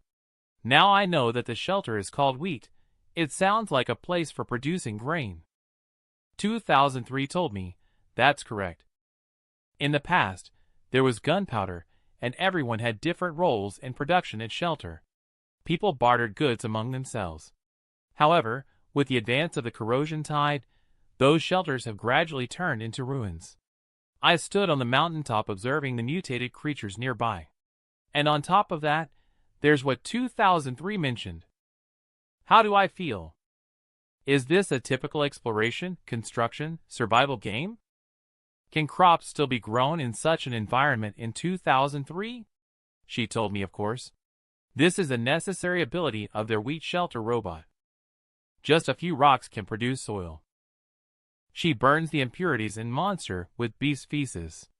It can also produce fertilizers. I understand. Doesn't shelter also have the carcass of a large bird? We can farm at night. 2003 told me she wants to farm. I also hope we can farm. I told her that humans would be able to use it when they returned. Shocked by the year 2003, she asked me how I knew. Will humans really come back? In the beginning, number 63 did mention that with the player's help, there could be significant improvements for humans in the future. This is the core content of the game. They can influence the rating. They will definitely come back in the future. It's just that I may not be able to see it. I am considering bringing it for 180 days. Simple devices still need to be set up. 2003 echoed to correct. As long as shelter can be restored to its original state, humans will come back. Heaven or anything like that is no match for shelter. In human terms, it's because of that feeling. That feeling that even 2003 can't explain. I turned to look at 2003 and told her, "That is home." 2003 fell silent. After that, she kept saying, "home," over and over. At night, I found myself in another battle with a large spider. I inserted all the crossbow arrows into its body. In the end, it was only with the help of a stone that I managed to kill it. In 2003, it was said that my combat ability number had decreased by 20 points compared to before. It asked if this was really due to training. I curiously asked what her combat ability number meant. The combat ability number is derived from the physical fitness and combat readiness of an organism. My highest number is 90. It gradually decreased to 70 points later on. But I have never lost. I asked her what she meant. 2003 said my fighting spirit has been weakening all the time. My focus has not been on the fight. I'm more like simply venting emotions with brute force. I couldn't even refute her. I have indeed been confused. Trained to be a skilled fighter. How could a dream come true? That was just talk and anger. In the real world, what we face are humans. Unpredictable attacks. Invisible mental pressure. In many situations in a civilized society, problems cannot be solved with just fists. People, when faced with disaster, always have to do something, even if they know it may not be very useful. In 2003, asked me why I had to return to another world, so I can treat this place as my home. I told 2003, how can it be called a home without any family? After all, this place is just a dream. However, building a home is a good idea. Making this place vibrant. Reuniting you with humans. It can also serve as a spiritual support. After returning to shelter, Jennifer felt quite content. I asked her why the body of the big bird outside was missing. Jennifer said, there are too many chemical substances in the monster meat here. Leaving it there may attract other monsters, so she disposed of it. After hearing what she said, I was stunned. Well, let's turn the monster meat into fertilizer tomorrow. I suddenly found that I couldn't chew the food in my mouth. What's going on? Is it because I ate too much solid food? Did something happen to my chewing muscles? So I decided to get some water to soften it before eating. However, I did not notice Jennifer's expression. From her expression, it was evident. She is considering those wheat. Our medicine stock is down to just 1 jar. 2003 told me that this is not a scarce resource. It can be obtained in slightly safer ruins. just as we are preparing for exploration. Jennifer is here. She stopped me by holding a bowl of noodles. She said my teeth didn't seem to be in good condition. She made a bowl of noodles using the produce I brought back and asked me to eat it while it's hot. I hurriedly asked, "You didn't use up all the seeds, did you?" Jennifer said with a smile, "There are still some seeds left, and I've ground them into flour and stored them." Both I and 2003 didn't know what to say. Jennifer heard me calling those things seeds. Could it be for planting? She told me that the environment here isn't suitable. This land will be flooded within 6 months. It's meaningless to do so. I didn't expect Jennifer to be so quick. Why is it so difficult to get something done? I have become numb to it. I asked her not to take liberties with other people's things in the future. Let her face the consequences on her own. Don't let 2003 see it. Jennifer thought I was seeking excitement and adventure. Now I want to farm. Could it be that I want to settle down for the long term? She feels like my thinking is getting more and more outrageous. 2003. This robot has always shown signs of seeking sympathy. The problem may lie with 2003. The third day of the monster's invasion dreamland. 3 spare syringes should be enough. I can also self-rescue in crisis situations. 2003 reminded me. The first time I went to the ruins was mainly for reconnaissance. Jennifer came to me and said she wanted to discuss something with me. She told me that the assembly instructions for the robot recorded in the logbook actually allow for the expansion of many functions for 2003. She has some knowledge of electronics and can try to modify it. When I heard about modification, I asked Jennifer if it's reliable. She actually said that success or failure is not important. She said that the 2003 car itself was already in a bad condition due to aging. Even if it's modified and scrapped, we can still extract data for reference. If we wait until the chips are completely scrapped, we will get nothing.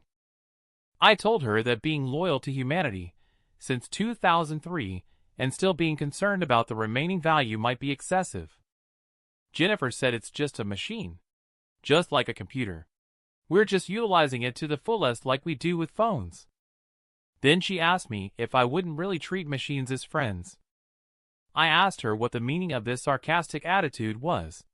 Does having a little sympathy make me inferior? I used to be brothers with a tiger. Any questions? Only focusing on results and ignoring the process is what makes one a machine. If words don't match, it's better to say less when we don't see eye to eye. Let's not get upset. The material supply chain is broken. Isn't it the top priority for her to be very depressed and seek survival by integrating resources? Suddenly, a hand grabbed Jennifer. Then more hands reached out to her. Jennifer's hysteria has been getting more severe recently. A group of mutated eagles is screeching on the ruins. I asked, weren't the eagles killed at the shelter in 2003? Why aren't they attacking now? 2003 said those were scavenger birds, and they are attracted to dead bodies. They generally won't approach unless provoked. I said okay, the nests on the shelter need to be cleared out quickly. 2003 suddenly said, in the past, it was humans killing each other that led to the spread of ocean pollution worldwide. This is a profound lesson. She believes that Jennifer and I are showing the same trend. She asked if we can stop the conflict. Upon hearing 2003 mention the past, is there a backstory to this dreamland? I asked her why humans used to argue with each other. 2003 said that different skin colors represented different powers, and they were constantly negotiating and arguing. They watched as the erosion of the ocean continued to expand, but there was still no resolution. I've just said good guy. This is a century-old problem. It involves too many things. Jennifer and I haven't reached that point yet. In reality, some people like to categorize others according to their own worldviews. Following what they say makes one a superior person and otherwise inferior. Don't worry about 2003. This is my second time here. I can distinguish between the game and the virtual NPCs. We arrived at the edge of a cliff overlooking a corroded ocean. Although our purpose in coming here is to explore the ruins, I was still drawn to the truck below.